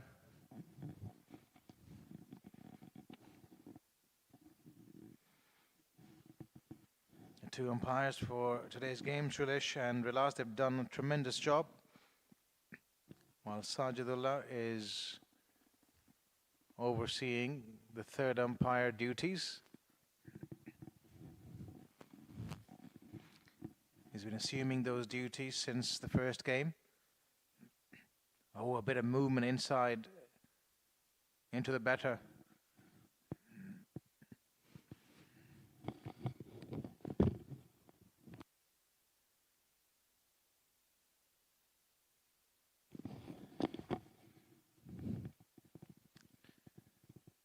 It's been a decent over, barring those extras. Just the 2 runs of it. But Emmanuel is in no mood to keep it that way. Hoiking that ball over onside, picking her spot, and spoiling what looked like a decent over. 21 are Qatar at the end of 2.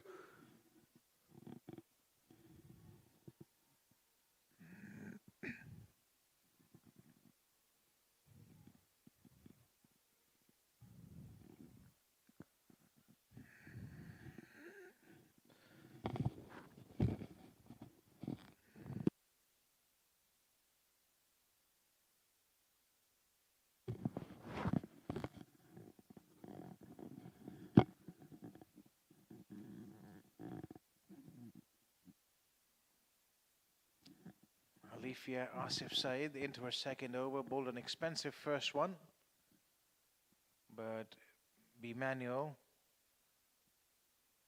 is taking the bowling apart from the other end. Kandiru yet to get off the mark, but that's okay. He doesn't have to do anything extraordinary, but she joins the party, doesn't she? Once again, Alifia Sayed guilty of going down leg side. And these two batters tend to have a strong bottom hand. It's bread and butter for them. They'll take it any day, any time. Poor bowling has to be said.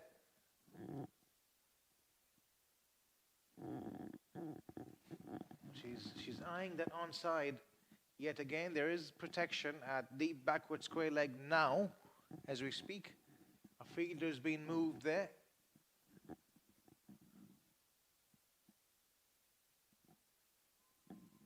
And overcompensating on that occasion, Alifia. Way wide outside the off stump, a wide signalled. The two fielders outside the 30-yard circle are long on and deep backward square leg. So clearly, they want to protect that onside. We saw with Kandiru yesterday, she's quite capable of hitting the ball square on the onside. So that deep square leg fielder makes a lot of sense with her.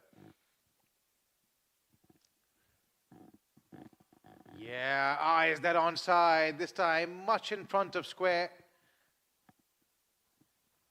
No real timing on it though. So it won't race away to the boundary, but they will get another couple of runs. Momentum well and truly with Qatar.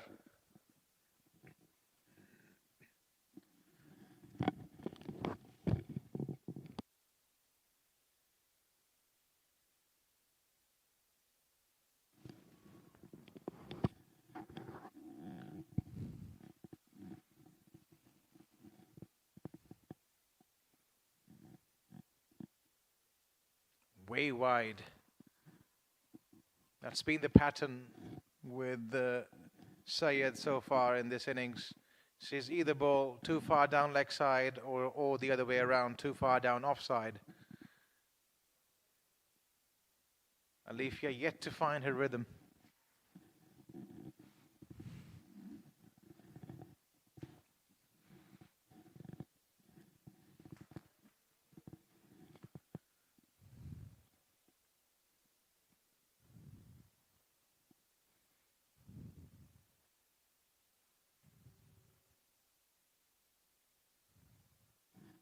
She goes onside, but that fielder there coming into play, the one we were talking about earlier, deep backward square leg, it's a good cushion to have, particularly with Kandiru on strike. Emmanuel, on the other hand, prefers hitting in front of square. But they've got the same feel for her as well.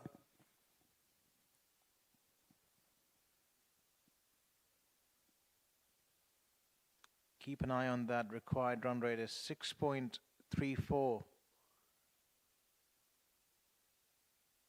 Extremely manageable at this stage. Wide given by the umpire. It was a close call, but probably the right one.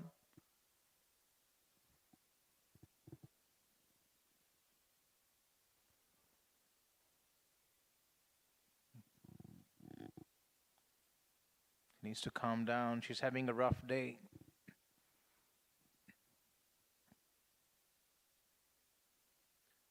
And it's good that Hina is having a word with her, calming her down, slowing the game. And that's important. As they realize how crucial this is, another couple of good overs and they might as well find themselves out of this contest. Looking for a single. That's one thing she's not known for, Emmanuel. Just looking towards the ball, not her partner, not waiting for her to call. And that's critical in partnerships, in batting. You've got to make a quick and early call.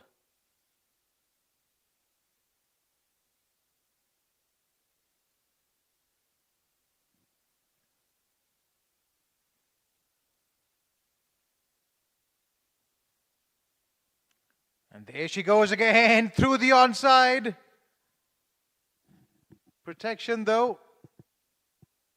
So just the one. Both these batters heavily dependent on the onside. Unlike what we saw from Oman. with Gunasekar taking the bowling on and playing lots of those shots through offside and straight down the ground. It's quite an anti-contrast. With the Qatar outside edge, streakish, but it will result in runs, and it doesn't matter how they come as long as they can keep coming. And at the moment, they're flooding in influx of runs for them. At the end of 3, they're 36 for none.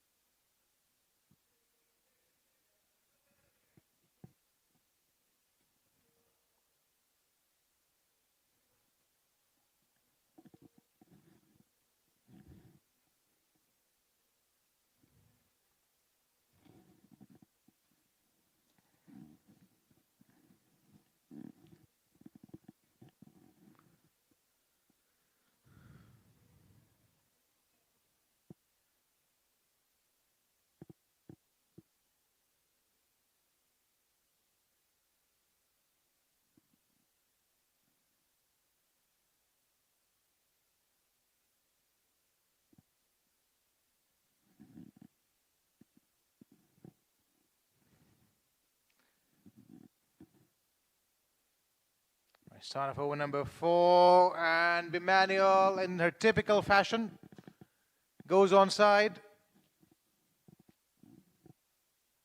Just the one. Afida Aftab into her second over. She's conceded just the 6 runs, bowled an economical first over, but Alifia Asif has been completely off her mark today.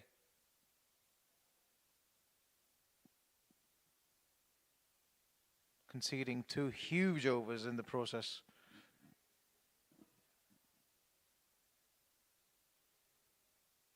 Dabbed away, looking for a single, Kandiru. That's the shots he likes to play. Tapping it to the offside, looks for singles. Doesn't hit a lot of boundaries through the offside or even straight down the ground. Square leg is her preferred area. They haven't got it covered. Oh, was that an opportunity? We'll look for the replays and see if it was.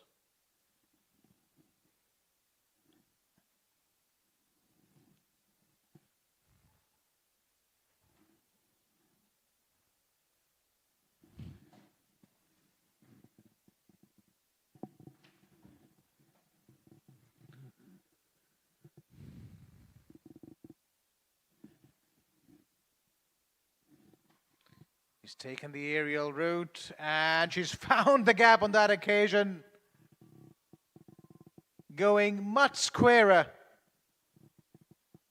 She went aerial the last 2 balls she faced, but was able to hit it straight to the fielder. Was only able to hit it straight to the fielder. This time finding the gap and finding the fence in the process too. Bimanuel continues in her merry ways. 24 already of just 13 deliveries. Now as we speak, there is a fielder going back at that deep mid-wicket position. They've got a deep long on and deep mid-wicket in place. That's the right field, I think, for Bimanuel, but smartly played, realizing she's got enough runs of the over. Doesn't need to do anything out of the ordinary.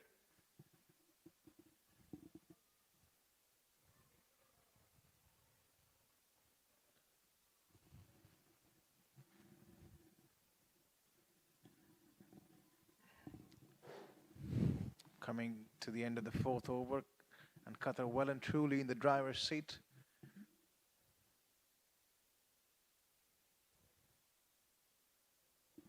She goes up. Is it an opportunity? No. Falling in no man's land. It's the end of over number 4. 4 done. Qatar 43 for none.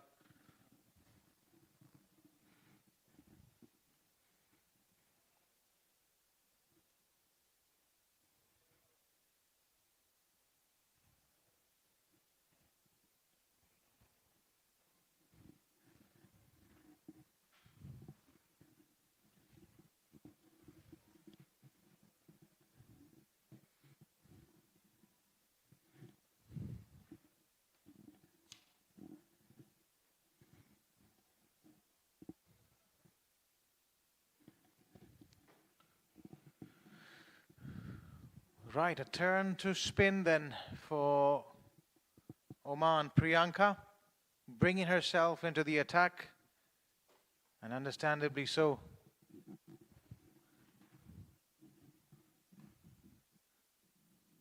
Known for bowling wicket to wicket, she will test Emmanuel's technique, who likes hitting through the leg side, across the line.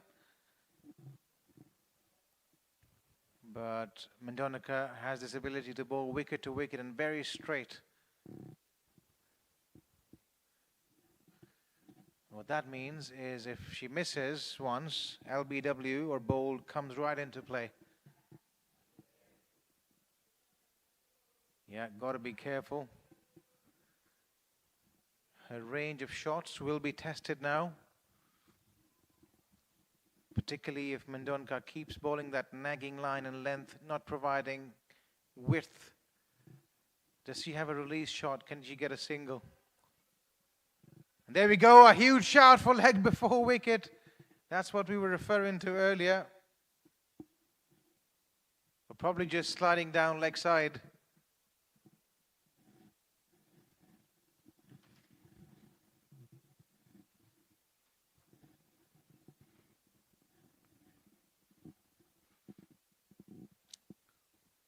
This is an interesting passage of play. Mendonca is probably the spearhead of this bowling attack, the leader of the pack.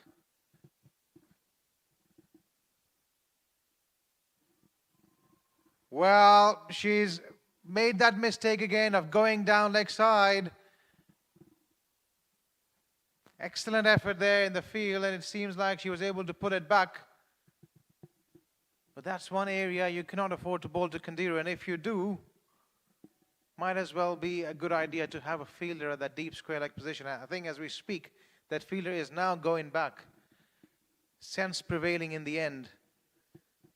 Didn't quite have the legs on it to go across the boundary, although we'll check. This is much better field though now.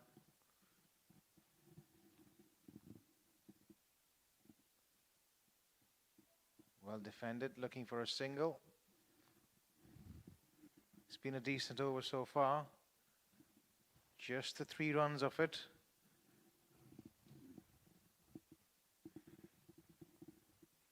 Mendonca putting the brakes on the scoring.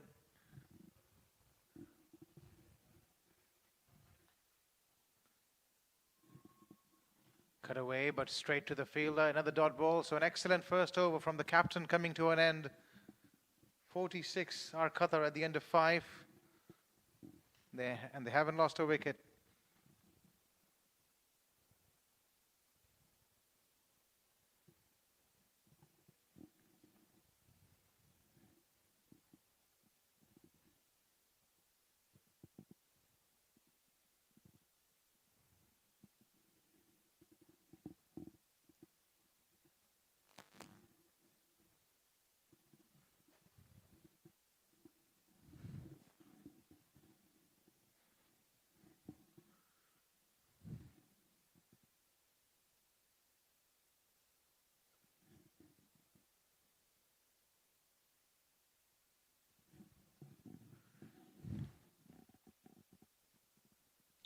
Right, it's a feeder Aftab who's been taken off the attack, and they'll have spin from both ends now.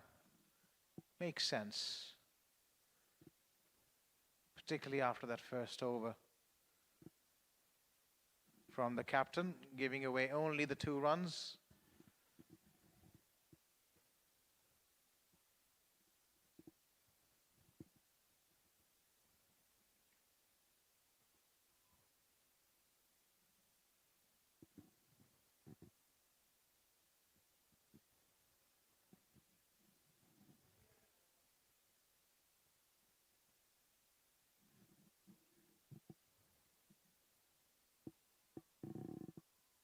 Protection down there, a bit of a fumble, but it'll only be a single. Shushantika Ashok, the leg spinner coming into ball for Oman.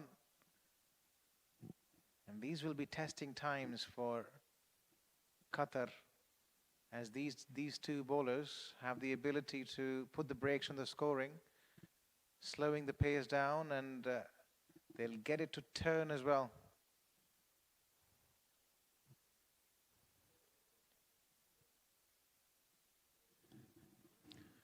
But Emmanuel has other ideas today, that's for sure. Rocking back onto the back foot, a bit of risk involved in that shot, all right, but this is such a perfect, such a true track.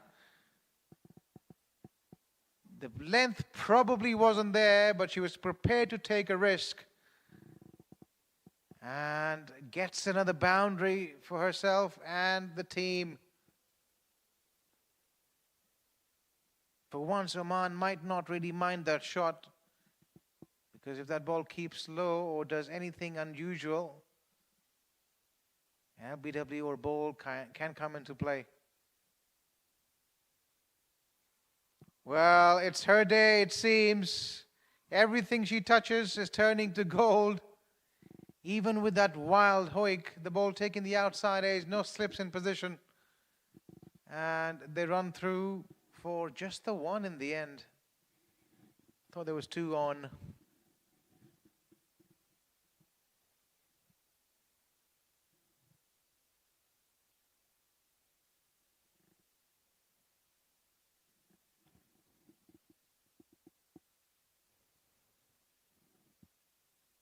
Seven runs so far of Shashantika's over. Kandiru is playing the sheet anchor's role for her team. Doing what Joshi did for Oman. Looking for another single. It's the end of the power play then. And the score is very similar to the first innings. 53 are Qatar at the end of power play, and they haven't lost a wicket.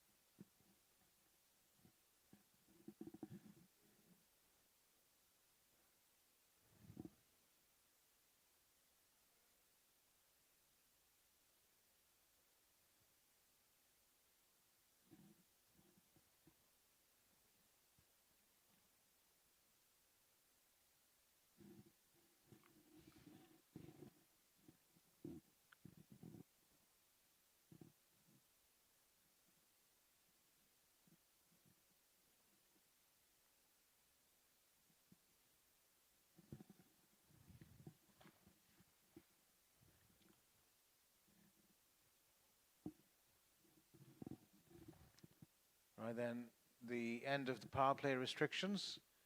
Oman can have 5 fielders outside the 30-yard circle. They've got a deep backward square leg in place. Long off, long on. Deep mid-wicket.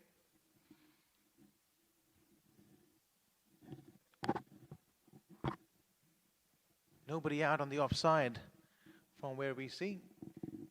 And 5 fielders inside the ring. Going in with an attacking mindset then. Wanting to stop the singles. They can probably afford to have another fielder back at the boundary on the onside.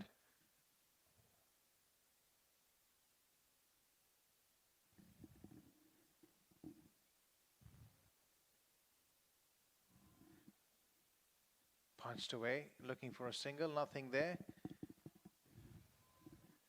Mendunka piling up the pressure, bowling those dot balls one after another. The run rate, the required run rate, is still within check. However, the last 3 overs or so have been a quiet period for the home side. Down the ground goes Kandiru. Just a single. It's important for Qatar to realize that Mendunka is their best bowler. They don't have to go all out attack on her. Even if they get ones or twos, it's fine. And just as we were speaking, tries to go onside. Not sure what she would have gotten out of that shot, because there's a fielder back at the boundary there. So there's a good chance she might get out caught.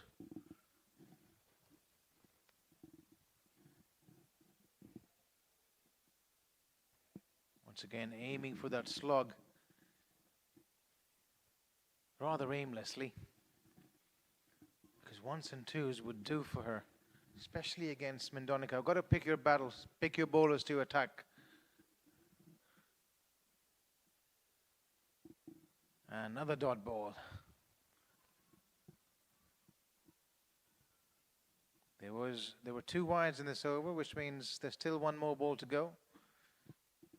Will be an 8-ball over.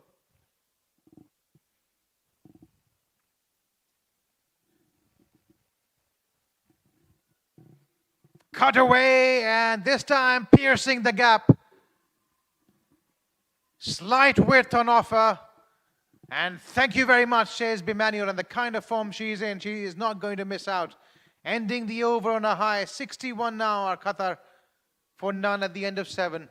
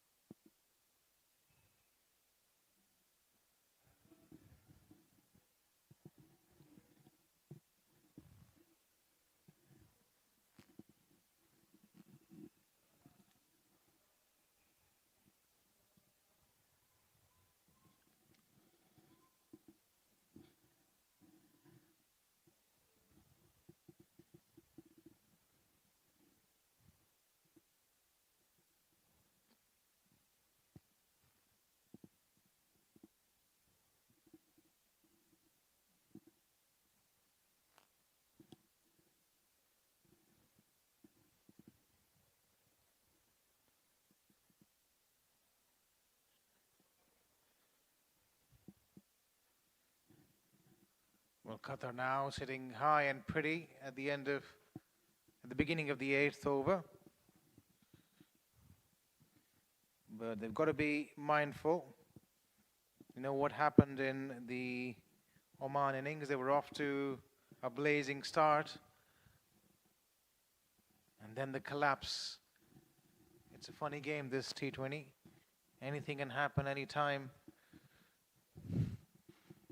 Emmanuel, in the meantime, though, enjoying a good run of form. As Shushantika comes on to bowl her 2nd over.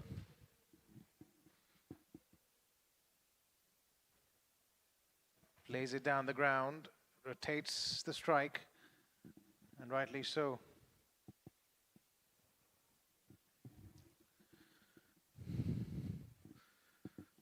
Well, just let's talk a little bit about Qatar cricket and their commitment to develop cricket and sports in general in this region.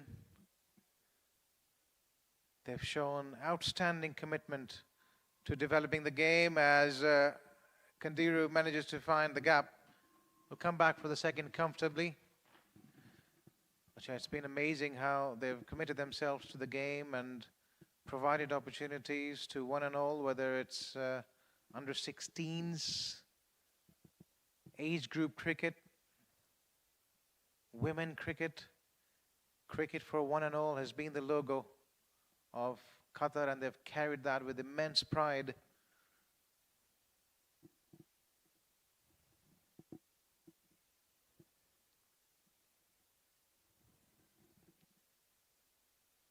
Lots and lots of cricket has been played in this region over the past few months, and a lot more cricket coming up as well.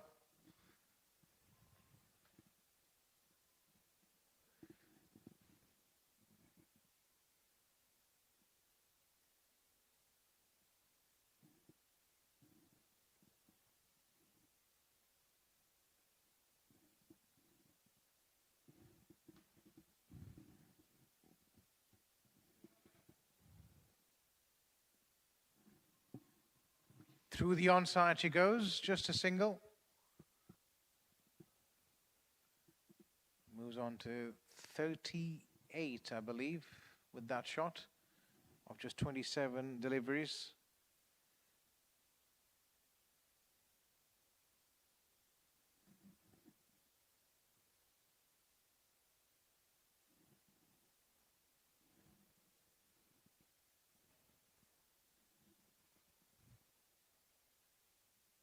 Outside edge, streaky. They run through for a single and make it quite comfortably. At the end of 8, Qatar are 69 for none.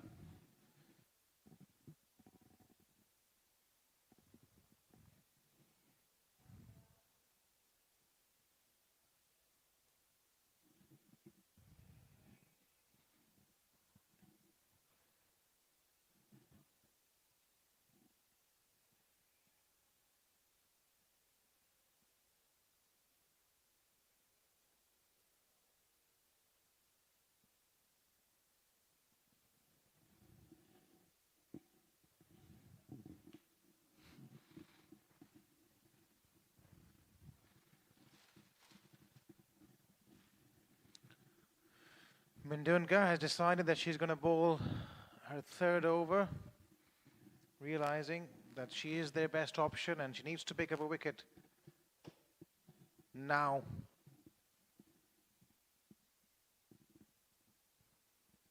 Because these two batters for Qatar are running away with the show.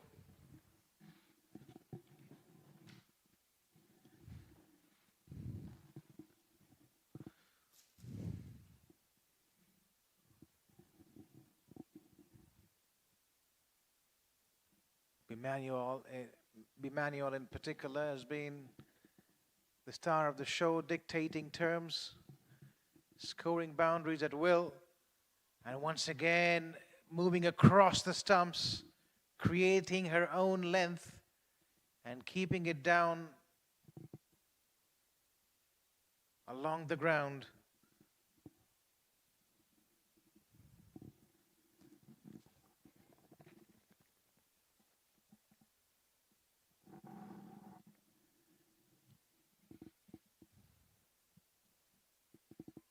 Swept away, but again there is protection down at the boundary. Just a single.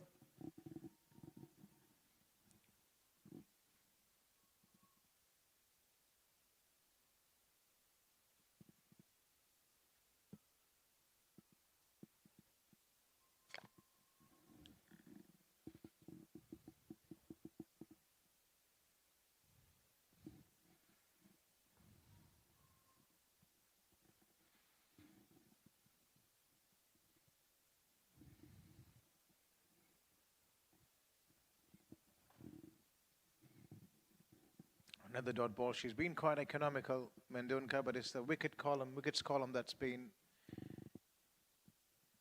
dry and vacant.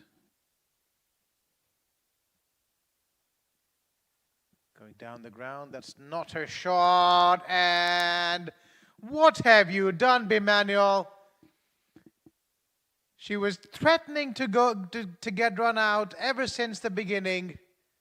There was never a run on there. Required run rate well in check. No real urgency, no real need for that single. And this resulted in an opening, a step in the door for Oman. Qatar losing Bimmanuel when she was looking threatening. The 72 for 1.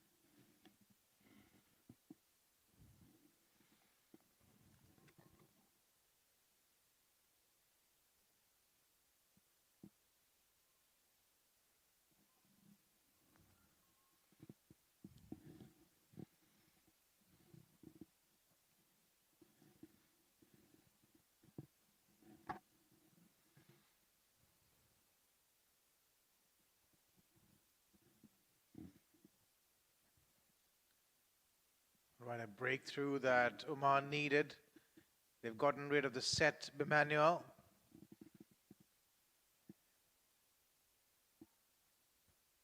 Just in the 9th over. Over number 9 comes to a close. 73 are Qatar now for the loss of 1 at the end of 9.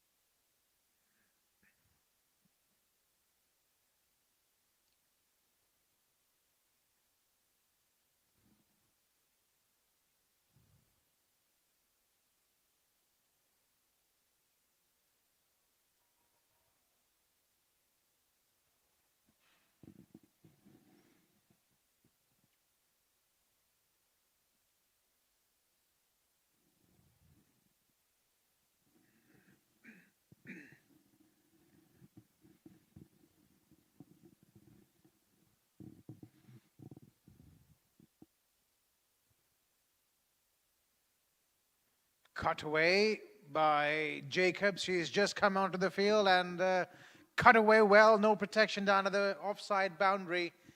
They had that field setting for Kandiru and Bimmanuel. It's a new batter in. They must have thought better. Should have thought better.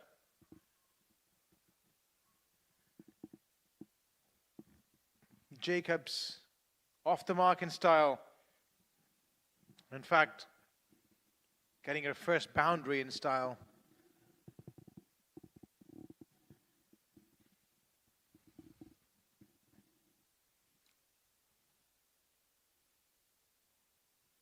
Looking for a single once again. The ball going straight to the fielder.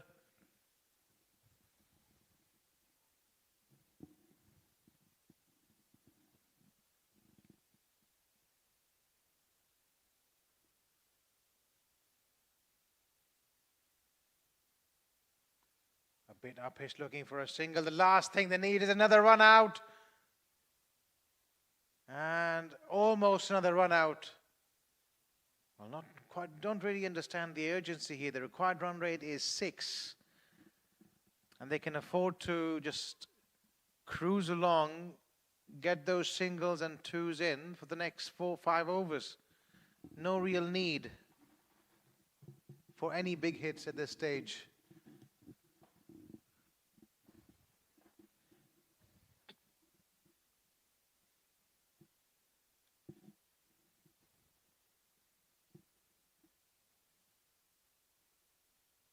Cut away and a dive is put in, keeping it down to just a single.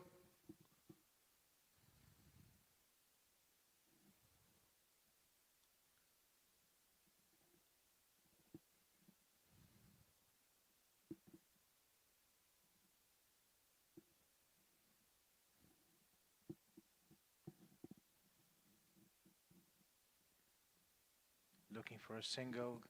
She's gone into her shell, has Kandiru. 29 of 28 deliveries. In fact, on 29 deliveries by adding that ball. But that's okay. She can afford to go run a ball.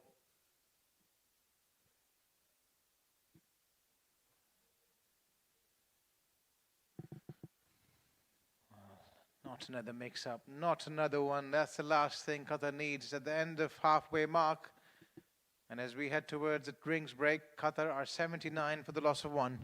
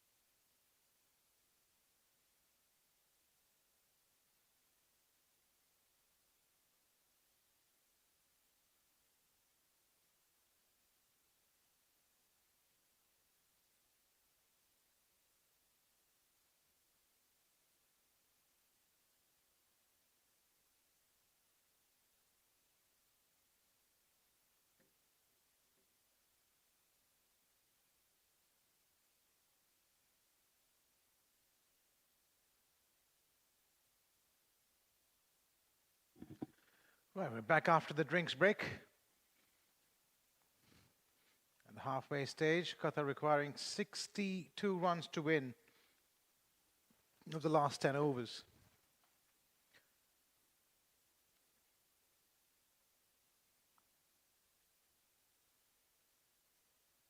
Another mix-up here, and if she hits, Kandiro would have had to make a long walk back into the pavilion. What was she thinking? What was she doing?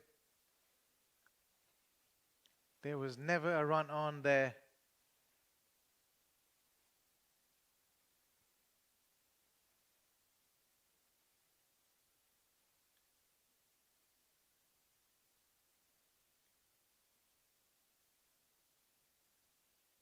Cut away, but straight to the fielder.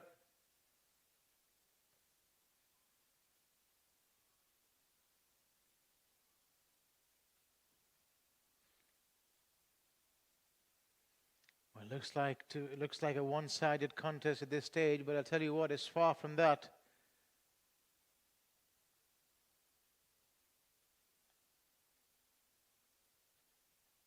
Oman has the ability to get back into this game at any stage.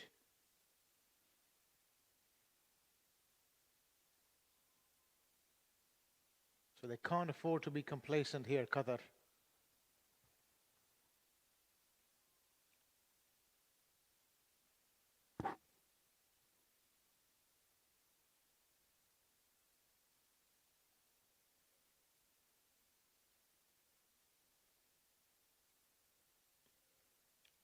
Asking for a wide, but it was a legitimate delivery.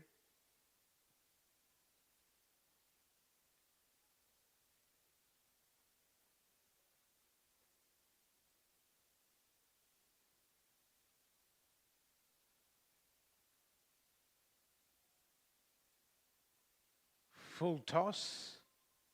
We'll have to wait for the umpire signal and see if it was a no ball. Yes, it's been signaled as a no ball, so a free hit coming up. And it's Jacobs on strike. What an opportunity at this stage to charge ahead in this game.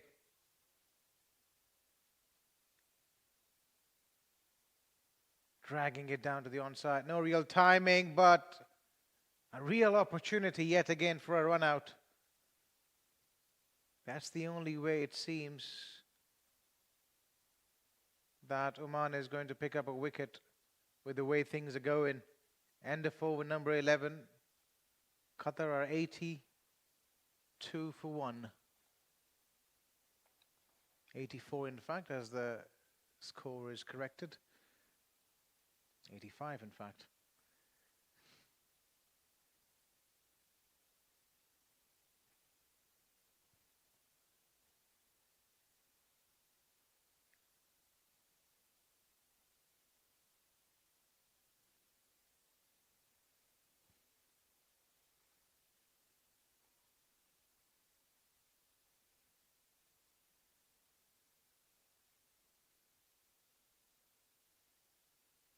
Jacobs is relatively new at the crease. Quite happy to nudge the ball around for singles. They need just overrun a ball at this stage. Do Qatar.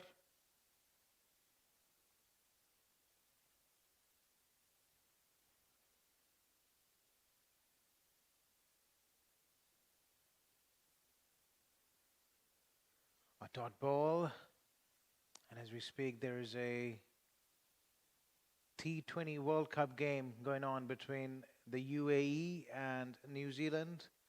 UAE batting first in that game are 129 for 3 with their captain Mohammad Wasim not out on 50. And Alishan Sharafu getting out on 55. Well, we've seen with some of the minnows in this tournament so far, they've given the big giants a run for their money.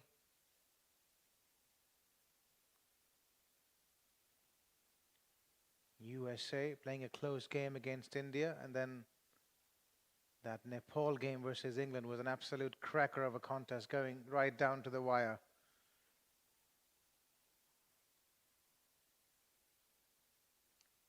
These two cricketing nations here can certainly take a leaf out of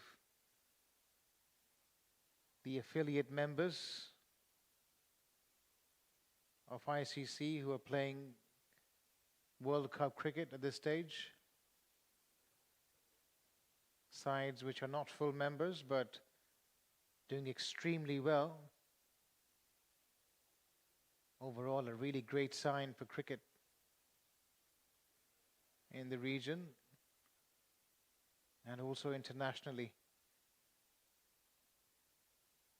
More countries and more teams willing to invest in the infrastructure of their country's cricket. and develop the overall quality and the audience. Certainly the game is always evolving.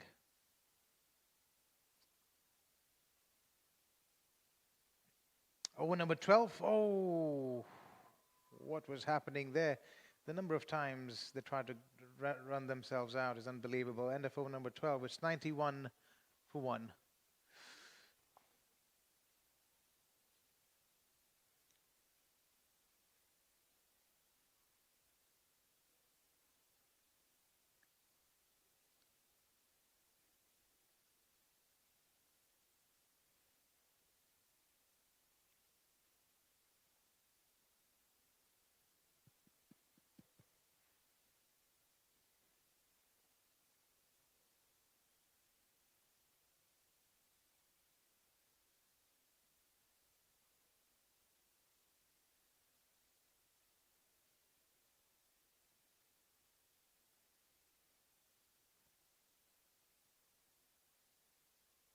On inside edge. Was a close call. Kandiru going through for a single though.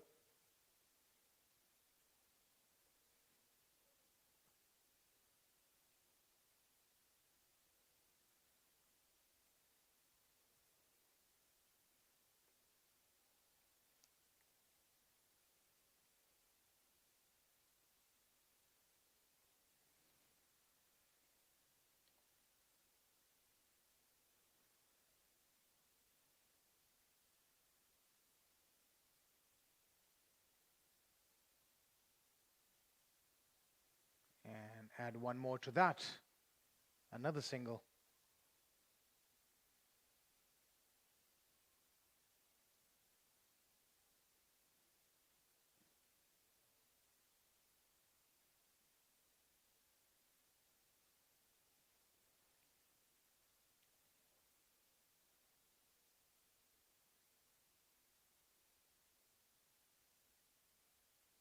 Was asking for a wide, Kandiru, but well, it was well within the wide line.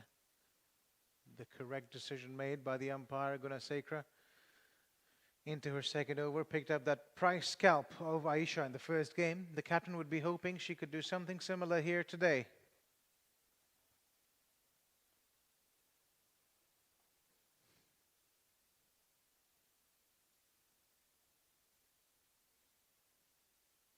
Qatar requiring 48 runs to win of 45 deliveries. It looks to be a straightforward task on paper.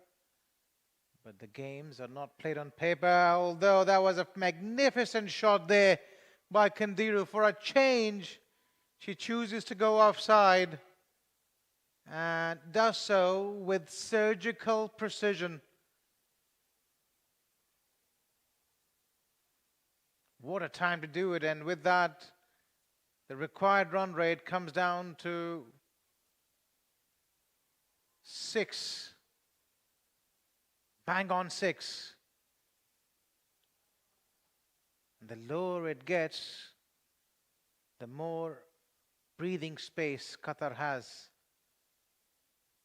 It's like an oxygen supply. Down leg side, it was in her favorite zone, Kandiru, as she is nearing another half century, one of the highest scorers in the series so far. Looks very, very solid with her temperament. Hard to get her out. Tends to be someone who plays the ball on its merit.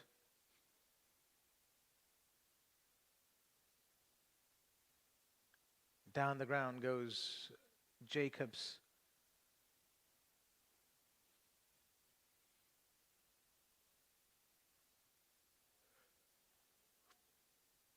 Gunasekara finishes her second over. Qatar one shy of 100 are 99 for 1 after 13.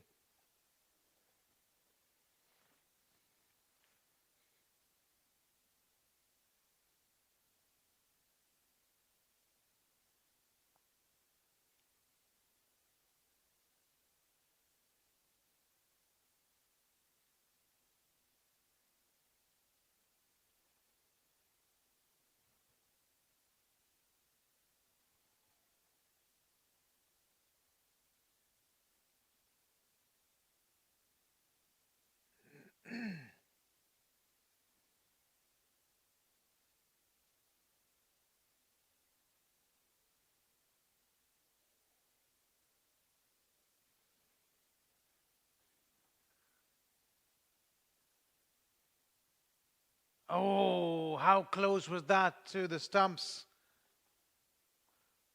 Almost a wicket, the much needed wicket for Oman, as Hina Javed comes out to bowl.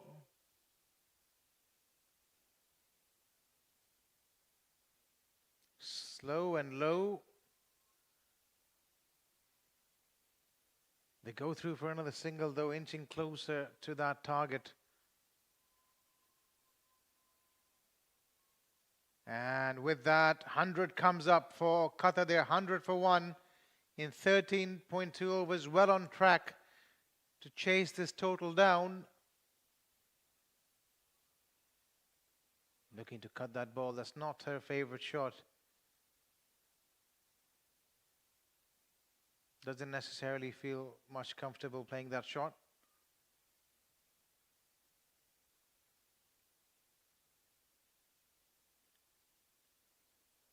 Although that is her favorite shot.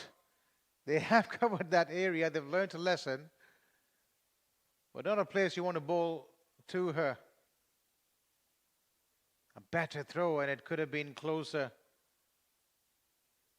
The fielder had to collect, fielder inside the ring had to collect that throw and then lob it on. It's too late.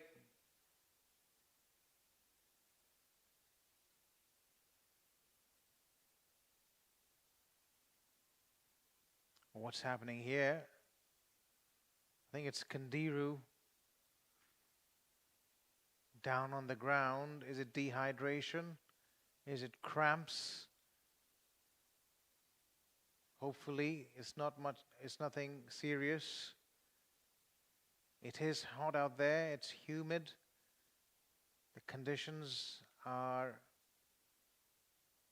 taxing, to say the least. The physio is out there along with their teammates, and they are giving her the attention she needs. A lot of credit needs to be given to the people behind the scene as well, the physios, the coaches, Coach Saman of Qatar doing a tremendous job with them. The back staff ensuring optimal fitness levels for these players. They know the protocols, they follow them.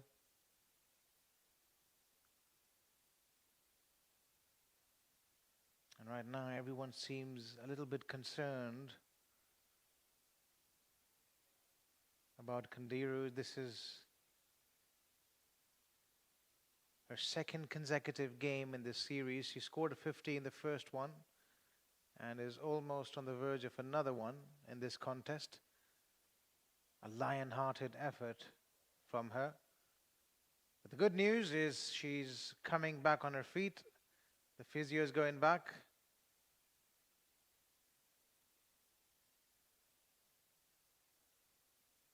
So, oh well, that ends well.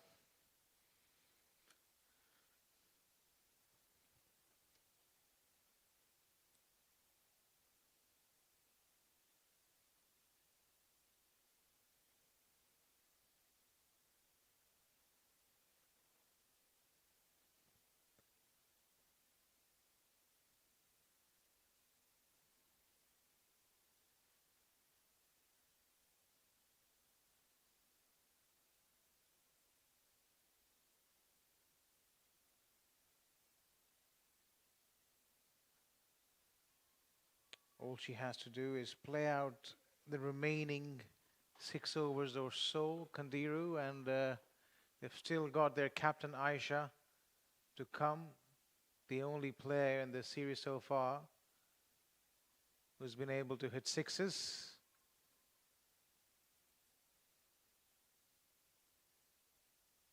And a single to end over number 14. 103 are Qatar at the end of 14, and they've lost 1 wicket.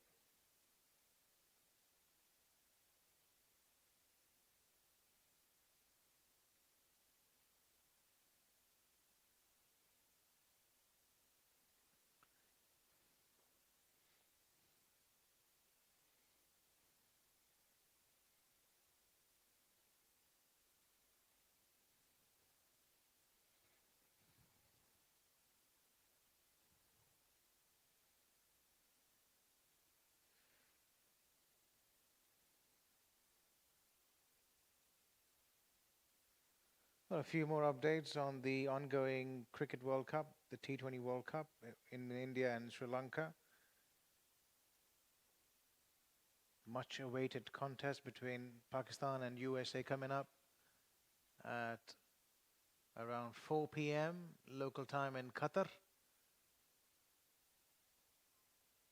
USA, remember, beating Pakistan in the last encounter they had in the previous World Cup. And they'll walk in this game with no pressure whatsoever,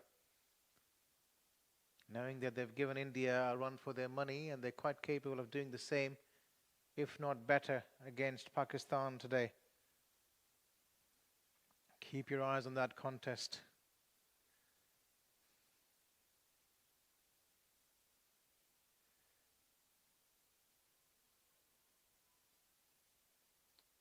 It might seem like a one-sided affair, but it might as well turn out to be far from that. It always is the case when Pakistan is playing in these knockout or ICC World Cup Champions Trophy sort of tournaments, known to be unpredictable, although they've played much more systematically recently, which goes against their tags, minus that last game against Netherlands where again they had their fans at the edge of their seats.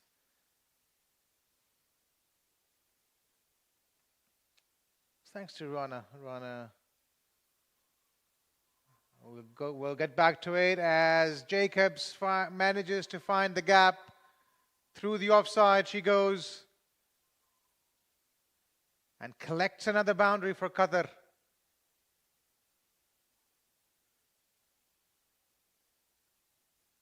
You can hear the Qatari girls shouting in support to their team, realizing they've been absolutely mechanical and precise in their approach to this target. Flawless, to say the least. Boundary followed by a single, a throw not strong enough. That's the way to do it. They've got 9 wickets in the tank as Nelson is on the board. 1-1, 1 for 1. A rare sight.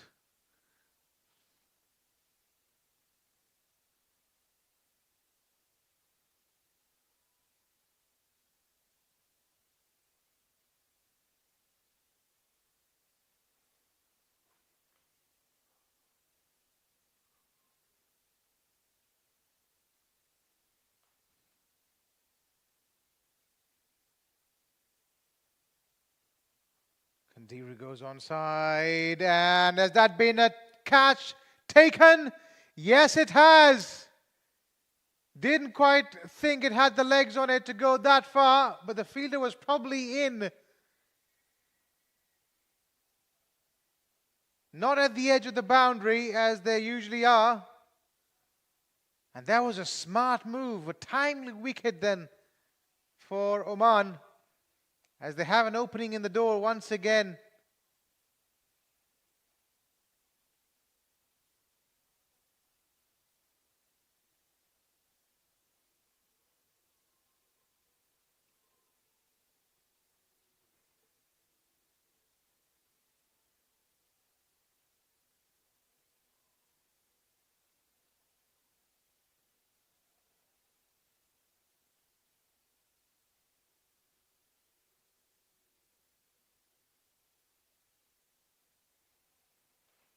I'll roll on the replays. It was not short enough, losing her balance, and as we spoke earlier, the fielder was probably 15 yards in from that boundary rope. Smart move that. Serves 2 purposes. Prevents the batters from running 2 runs and also creates an opportunity for catching as it did.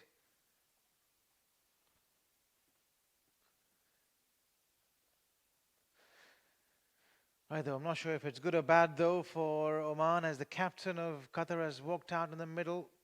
She looked to be the best batter in both sides in the last contest in terms of firepower and ability to clear the fence.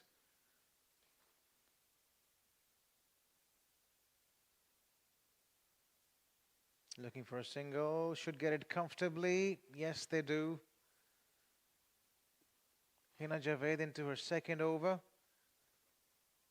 This attack of Oman is heavily reliant on spin, as we've seen in these first two contests. But only one wicket has fallen to a bowler so far in the second innings. It's an excellent strip, this, prepared by the groundsman and curator, Mr. Shakil, who's done a tremendous job with his boys, preparing a tailor-made pitch for T20 cricket.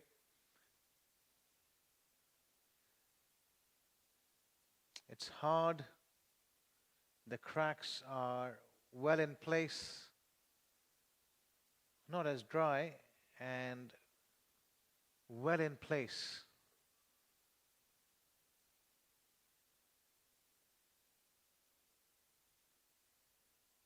Aisha goes downtown. Oh, they're looking for a second run. It's never on. Come on, that's one area they clearly need to work on. Great credit to them for working on their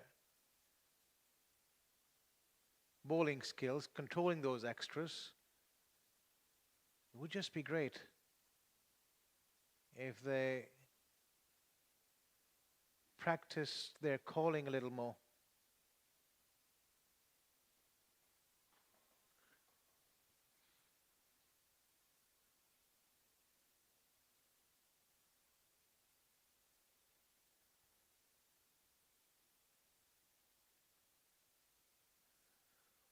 Oh, how close was that? And it was Aisha as well.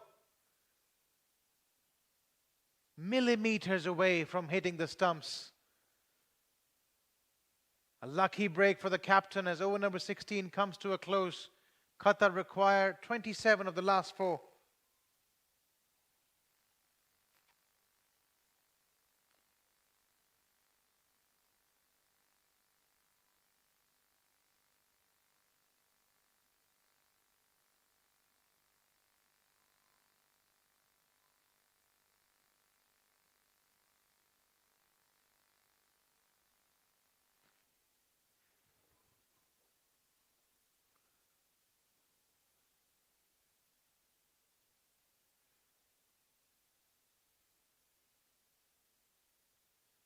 This is an interesting phase of the innings. This is when Oman, with their relentless attitude, will regather and look to do something against the run of play. The captain coming back into the attack,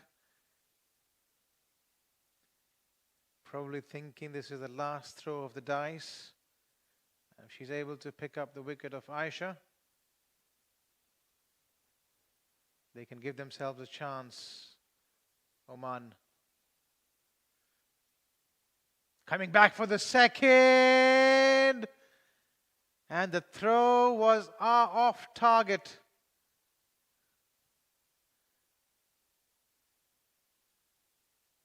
She was not even in the picture, Aisha. A better throw, and she was gone for all money. Yeah. And the keeper as well, missing it in the end. The luck has been on Qatar's side though, the rub of green in their favour.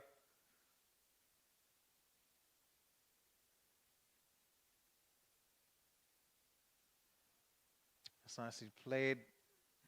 She might just want to see off Mendunka.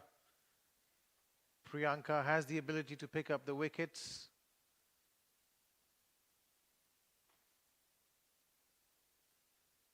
Down the ground she goes. There's a sweeper down there. They're coming back for the second, and another run out. Second wicket falling to a run out. There seems to be a clear issue with their calling. Well, you might argue there that they still have enough wickets in the tank and hence why they were going for the second.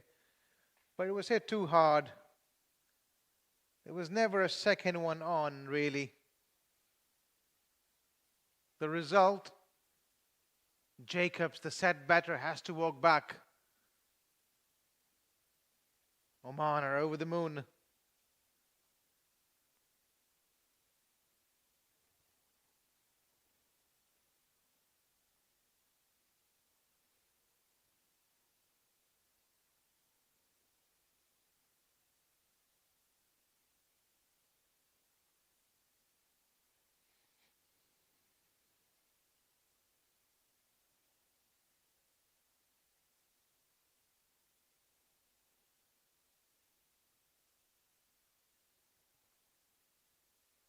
Big appeal, a huge shout.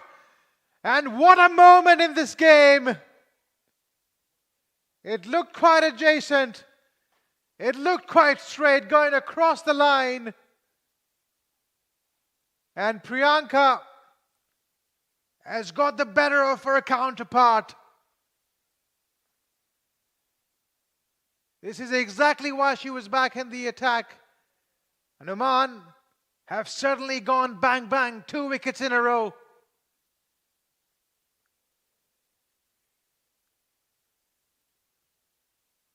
Well, well, well, what is happening? Qatar seem to have this game in the bag. Sometimes it's nerves creeping in as you near the target. Aisha feeling the need, the urgency to get that boundary and bring that required rate to less than 6. Has lost her wicket and they're on a team hat-trick, Oman. Oh, and almost a team hat-trick. There was a slight chance of stumping, but the keeper not able to collect the ball cleanly. Still 1 ball to go. Qatar require 23 of 19 is edge of the seat stuff. Nicely played, very nicely played by Saravanna Kumar. Single to finish an eventful over. 119 are Qatar for the last of 4.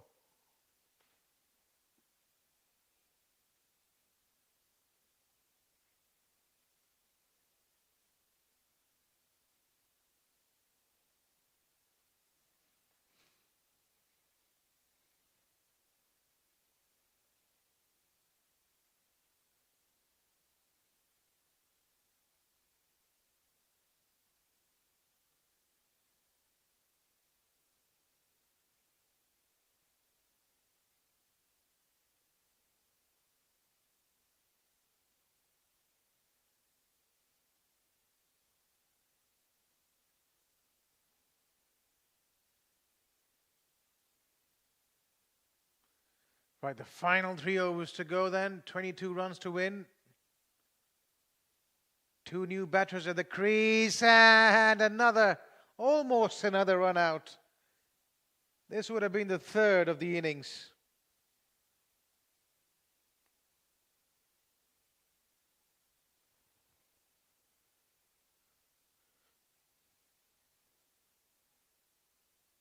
Well, as we had predicted, this game is far from over. Still 21 runs to get. 2 new batters at the crease.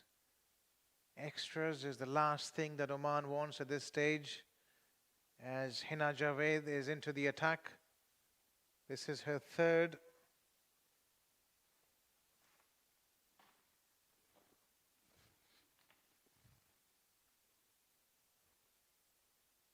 It might be worth having a few fielders inside the 30-yard circle to stop those singles. They've got a long off, long on in place. Deep mid-wicket as well. and a girl at deep backward square leg. 4 fielders outside the 30-yard circle. He goes downtown. Will just be a single.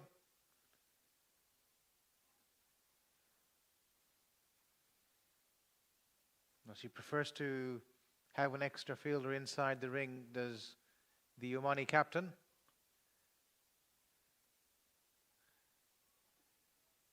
Particularly with new batters coming in. Nobody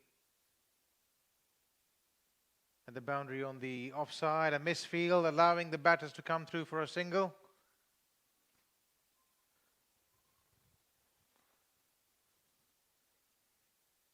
Sarvana is looking good. Good sound of the bat.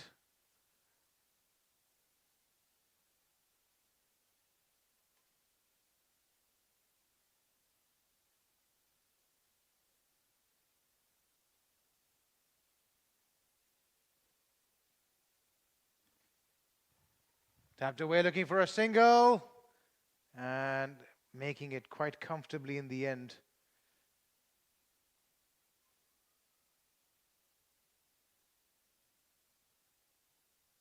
Right, the last ball of the 18th over coming up, 124 with 17 more runs to win.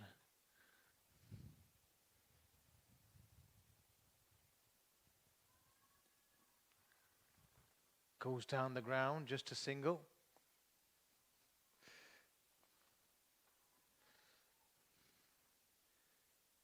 And a forward number 18, and it's heart-pounding stuff here. Don't go anywhere. Qatar requires 16 of the last 2. We might as well be in for a super over.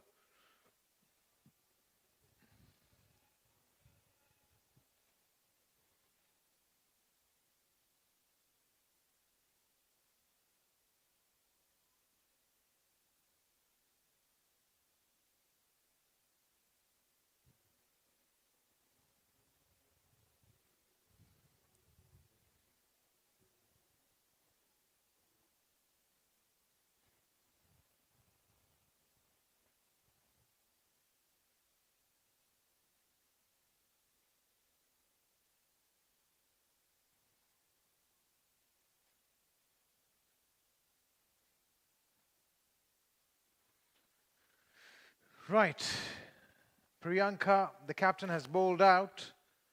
So they'll have to go with Gunasekar. She opened the innings and she's got a job to close it off here for Oman. 16 runs needed of 12 deliveries. They need a couple of boundaries now. It's come down to be a game of nerves and a game of pressure. They were cruising at one stage, a couple of wickets, and the one of Aisha's was extremely crucial. Going across the line, there was a run out in the same over as well. And it all adding up. Well, that's a close call. The umpire isn't quite sure. He's asking everyone to wait. A direct hit. And it would have been curtains for sure. But just that extra second that the keeper had to take to collect and then dislodge the bails and the stumps, probably allowing the batter to get back in, and even if there was doubt, the umpire rightly awarding it in the favor of the batter. The 2 umpires out in the middle have done a tremendous job so far. Have maintained 100% accuracy with their decisions. Srilish and Rilas.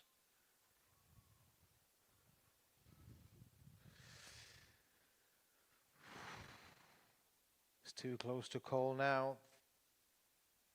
3 singles of this over so far, 13 runs required. Oman Has 5 fielders inside that 30-yard circle, so excellent game awareness there. Realizing Khatija probably doesn't have the big hits. Oh, what a stop that was. That could be a match-saving stop. Diving full length and appreciated by the teammates. The batter could not believe it. She had to time her dive to perfection, a second or two late, a millisecond or two late, and that ball would have raced away to the boundary. Saravanna goes downtown, but she finds a fielder once again. They're coming back for the second. There's another run-out opportunity. And would you believe it, this is the 3rd run-out of the innings. They're giving away run-outs like it's a Friday night sale in Souk Waqif.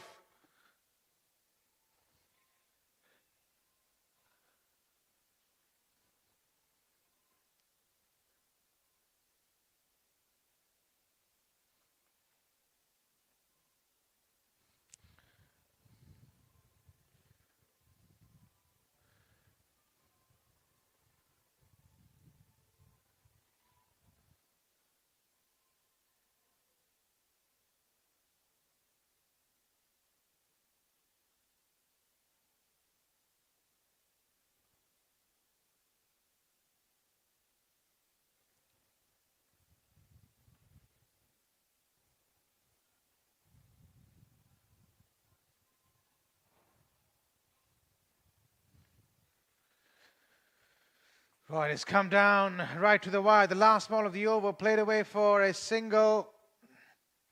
And Qatar in the final over will be requiring exactly 9-8 for a super over.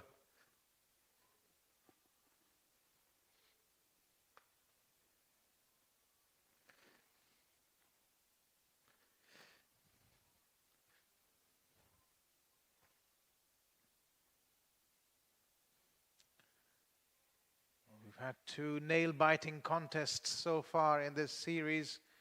It's been nothing short of drama and action. And the second contest fully living up to its hype. 9 runs needed of 6. 2 new batters at the crease.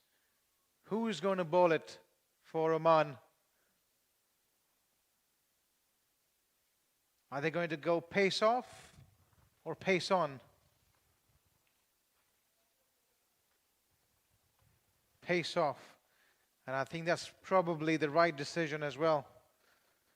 Going with Hina Javed, she's been miserly, giving away only 13 runs through the offside. She goes, there is no fielder outside the 30-yard circle on the offside. So the idea was right, but straight to the fielder, just a single. They need more than that now, Qatar. I feel they have the right batter in strike. On strike in Saravanna. What are her options? Goes straight, goes on the onside rather. Looking for the second, it's not on.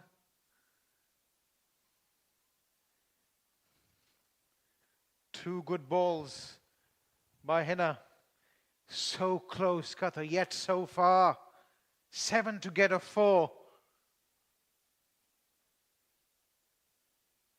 Using her feet, goes straight down the ground. And is that a boundary? What an effort.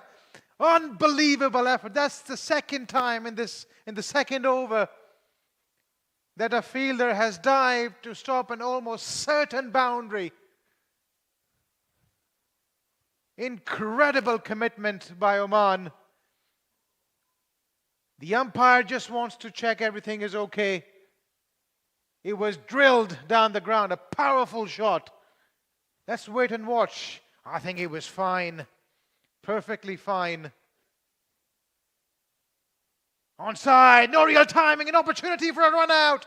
And she's just got back in the nick of time to dislodge the bails, another run out.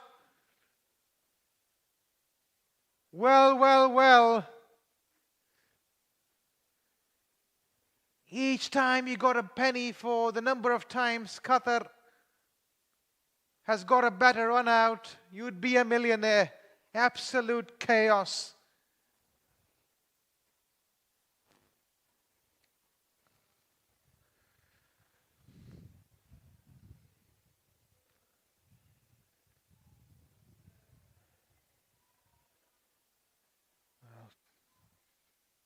Sometimes it's a game of pressure and not necessarily skills. I thought the Qatari batters possessed better firepower,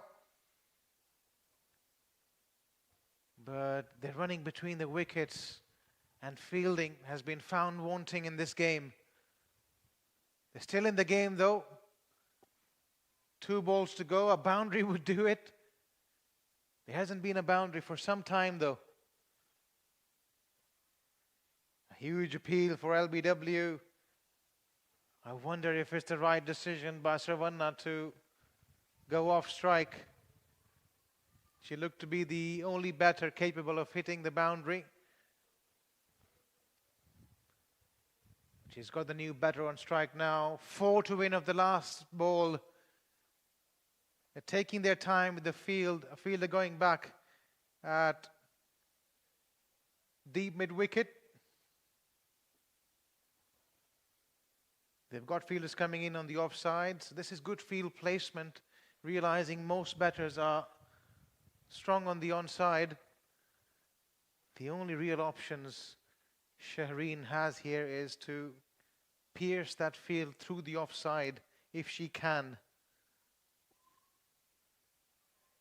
She can go over mid-wicket as well as the fielder on the onside is now moved towards deep square leg. And played back to the bowler. They'll keep it down to 2, will they? Yes. And a run out, in fact. A cherry on the topping. Just the way it has been. A final message, the final nail in the coffin, rather. Sending a strong message to the Qatar team about their running between the wickets. It's been found wanting all throughout. And the match ending with a run out. So close, yet so far. They will be immensely disappointed because they had this game in control for most part of the innings. What a game, what an unbelievable game, but don't go anywhere. We'll have the presentation party for you in about 10 minutes from now. For now, we'll take a short break.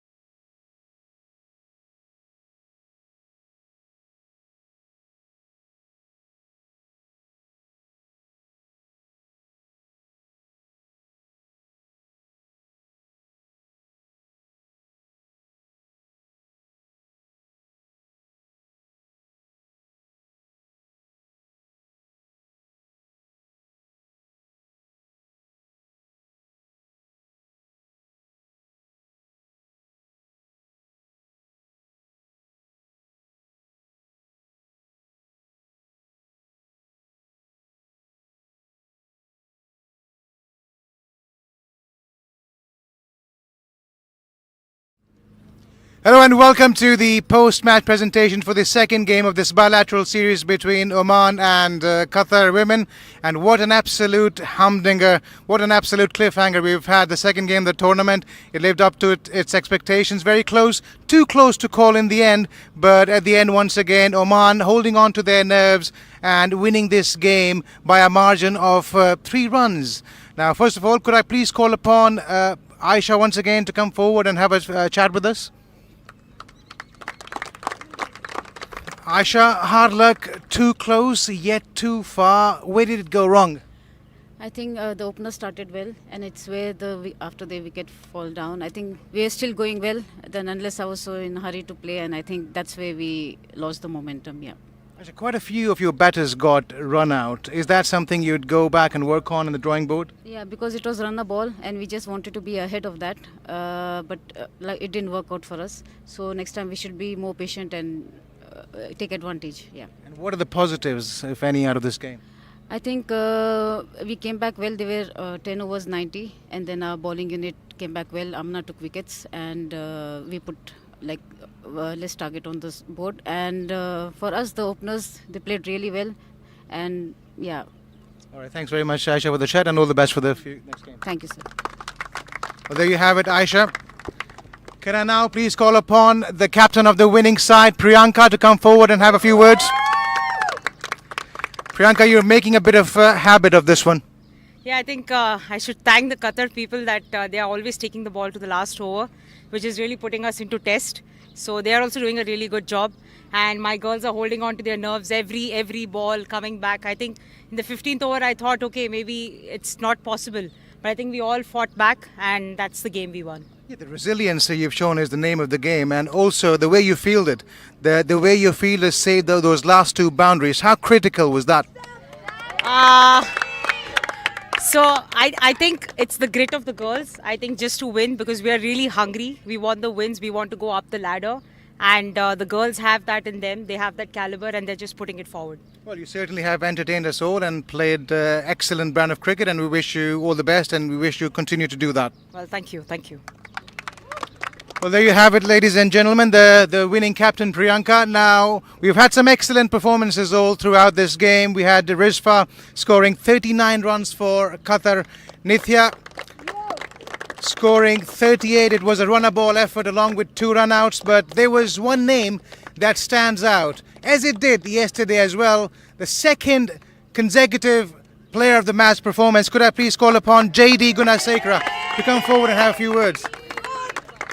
JD, I was speaking to your captain and saying that she's making a bit of a habit of it. So are you? Definitely, yes. I guess all of us want to make it a habit of winning. It's just once you get into that momentum, you cannot just let it out. So I guess it's within our system to keep winning, and I hope we continue forward. Well, it was a different kind of an innings today. You put the foot on the accelerator and you played with the greatest strike rate. Was it a different plan? I guess, like I said yesterday, just one of us has to anchor, and today it was my partner Nithya, and today I just had to take the game forward, and I got my advantage ball, so I was just utilizing it to the fullest, and yeah, that's. And how do you see your bowling? Because it seems to be critical to your team. They seem to be using you really well in the middle overs. I do what's best for my team, what my team requires anywhere at the moment. So I was just there to keep it slow, take it slow, and to get wickets, and that's what happened. So thank God and thank my Thank you very much, JD, and go well in the future games. Thank you. Thanks. Can I please ask you to stay back? Can I please ask the match ref, Ms. Shivani, to come forward and present the player of the match trophy?